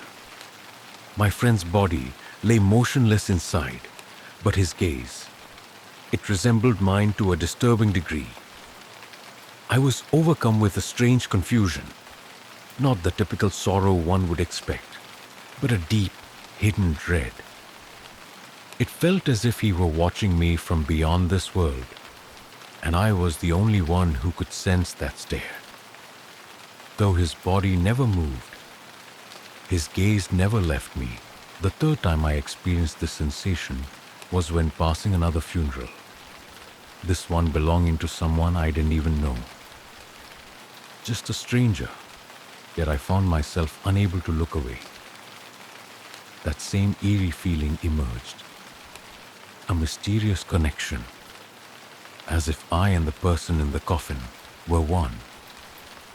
This time, I could no longer bear it. I decided to return to the cemetery that night, alone, determined to understand why these funerals evoked such a haunting response in me. As I stood among the cold gravestones beneath the pale moonlight, a strange sensation enveloped me. I couldn't move, couldn't think, drawn helplessly toward a particular grave, as though an invisible string were pulling me in. It was a peculiar grave, nameless, marked only by a blurry tombstone bearing a symbol I'd never seen before. Leaning closer for a better look, I suddenly lost balance and fell. Darkness engulfed me. When I awoke, I realized I was no longer in the cemetery. I was lying inside a coffin, an icy coldness spreading through my body. I wanted to scream, but couldn't. Unable to breathe or move, I pressed my freezing fingers against the coffin's lid, but it wouldn't budge. My head spun, overwhelmed by a chilling awareness. I was no longer myself. Something was taking my place. After a moment of eerie silence, a sharp pain jolted me back to clarity. A cold breeze swept over me, accompanied by the sound of footsteps approaching. A figure loomed closer to my coffin. Immediately, I recognized the face. It was mine. Yet, it wasn't truly me. The smile on that face was unfamiliar, icy, and terrifying. I couldn't believe what I was seeing. This person, wearing my face, stood there looking at me defiantly, as if he had taken over my life. And I was the one trapped inside the coffin, watching myself living my own life. But it wasn't me. Not me at all. Before I could fully comprehend what was happening, a strange invasion overtook my body. It felt as if my soul was being forcibly ripped out, leaving behind an emptiness filled with coldness. Suddenly, I saw myself standing outside the coffin, watching a stranger live my life through my own eyes, flashing my smile. But something crucial had changed. Something unnatural had replaced me. I tried to scream, tried desperately to escape this nightmare, but nothing happened. Reality no longer obeyed ordinary rules. I found myself trapped in a twisted loop I couldn't escape. I had become a wandering soul, helplessly watching my own body live a life I no longer controlled. Over the following days, I began to realize I wasn't alone. Others whom I'd noticed at funerals had experienced something similar. They too had been replaced, their lives overtaken by other spirits. Signs gradually emerged at each funeral, and soon I could no longer endure it. I had to find a way to reclaim my body, to break free from this dreadful loop. But could I succeed before the imposter fully replaced me? Before my life vanished completely, leaving me trapped forever? I couldn't sleep the entire night. The nightmares clung to me, as if they were tearing my mind apart, piece by piece. I saw myself, but it wasn't me. A man with a cold smile, a familiar face, but one that wasn't truly mine. I couldn't comprehend what was happening. This strange, twisted loop seemed to have no end. A soul trapped inside its own body, watching itself live a life it couldn't control, powerless to change anything. That feeling was enough to drive me insane. It was as if someone else was always watching me, tracking my every move, but it wasn't me. Sometimes, I wondered if I was still myself at all. Or had I already lost my identity, replaced by another being, an unfamiliar soul now controlling this body? The next day, I didn't dare step outside. I was afraid I would see him again, the one who looked like me but wasn't me. I tried to reach out to my family and friends, but everything felt vague, distant. It was as if no one noticed the change in me. They still treated me the same, still called me by my name, still laughed and talked with me like always. But I knew they didn't really see me. They only saw a living shell, not my true soul. The terrifying part was, I wasn't the only one.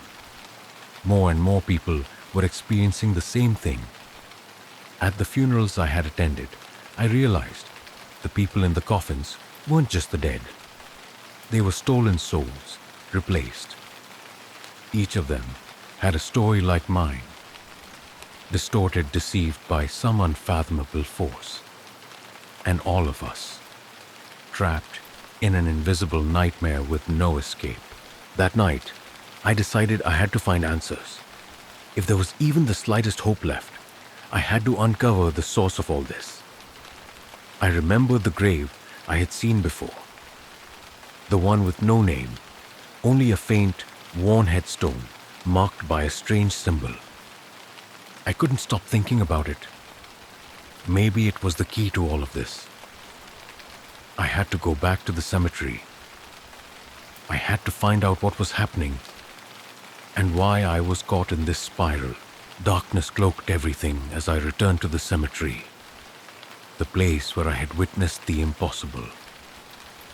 No one else was around, only the wind blowing gently through the cold tombstones. I stood before that strange grave, and the memories of that first encounter surged through me again. But this time, I didn't feel fear. Instead, I felt a powerful urge to open it, to uncover what lay behind the stone. Carefully, I lifted the headstone. A blast of icy air hit my face. Beneath it was no corpse, just a small wooden box. My hands trembled as I picked it up. It felt as though it was draining the life from me. Inside the box was a single piece of paper with one eerie sentence written on it. When you look into the eyes of the dead, you will understand that you are the dead. A chill shot down my spine. Everything I'd experienced, the strange events, they were all connected. These were replaced souls, people who had died, but were still living inside bodies that weren't theirs. This was a curse, an invisible shift that stole our spirits, leaving us as walking shells. I looked around the silent graveyard. The souls were still here, imprisoned inside bodies that did not belong to them. But how could I save myself? How could I take back my body when everything had been twisted so far beyond recognition? I stood there, surrounded by darkness, feeling like I was caught between two worlds, one of the living and one of the lost. Just then, I heard a sound behind me. A figure stepped out from the shadows. I turned, and there he was again, the man who looked like me, but wasn't me. That same cold, strange smile from before. But this time, I realized something. He wasn't me. He was only a fragment of the darkness I was facing, and I wouldn't let him take my life any longer. In that moment, I made a choice. I had to fight. I had to take my life back. But could I win against this darkness? When life and death had already blurred together, when everything around me had already been turned upside down, I had tried to stay calm, but with every passing minute, things grew worse. This feeling, the sensation of being controlled by something else, of living my life inside a body that no longer belonged to me, was becoming more and more overpowering. I couldn't move. I couldn't act. All I could do was watch as that man lived my life. He ate, spoke, walked, laughed, just like me. But it wasn't me. The most terrifying thing, though, was his eyes. The same eyes I saw when I woke up inside a coffin, now staring back at me from inside the mirror, cold, unfamiliar, like a shadow slowly killing the person I used to be. It was as if he could see through me, into my soul. He saw the deepest, most buried fears I carried and smiled, as if savoring every moment of my anguish. I couldn't take it anymore. I needed to know the truth. Why this was happening, why I had been replaced, why others had to suffer the same fate, why our souls were being stolen so cruelly. I began to investigate the strange grave I had encountered earlier, hoping it might hold a clue. That night, the cemetery was still as cold and silent as ever.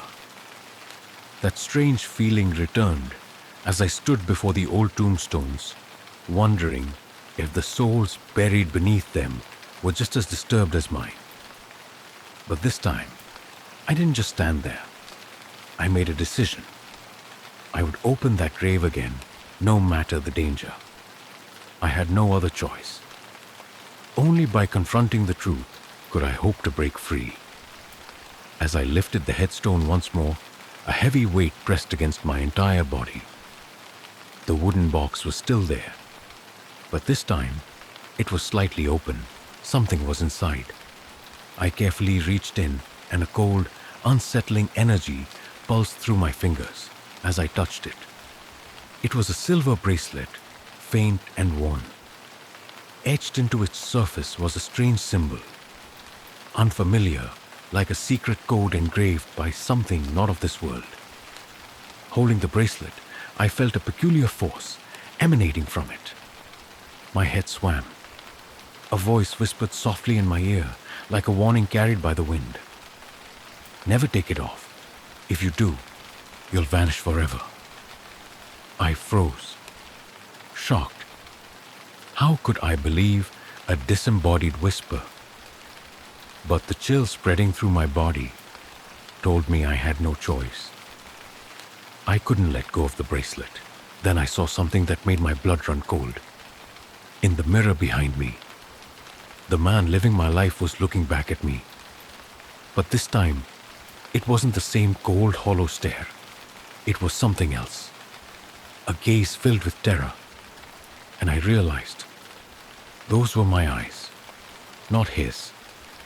He was looking at me through my own eyes. And behind them was a horror I couldn't comprehend. It was as if he knew something I didn't. Something worse was coming. I couldn't stand still any longer. I wanted to run, but I couldn't. My body was bound tight, immovable. I looked down at the silver bracelet, and a sudden thought flashed through my mind. This bracelet might be the key. But the key to what? And how could I use it? I set off again, desperate to uncover anything that might help me understand. But the deeper I searched, the more it felt like I was wandering through a nightmare without end. The graves, the roads I used to know, all had become distorted, signs of a deeper unraveling. Ghosts of the past clung to me, pulling me into memories I didn't want to face.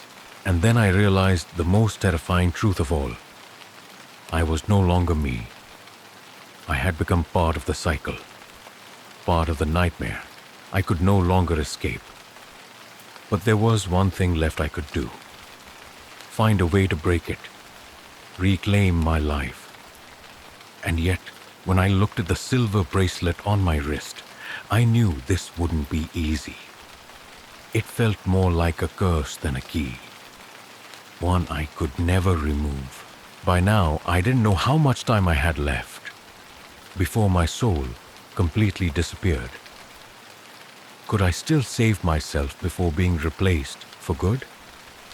Or would I become just another lost spirit, trapped in this endless nightmare forever? When I turned back to the mirror, I no longer saw myself. Only a man stood there, smiling, a twisted, unnatural grin. A grin that now felt like a curse sealing my fate.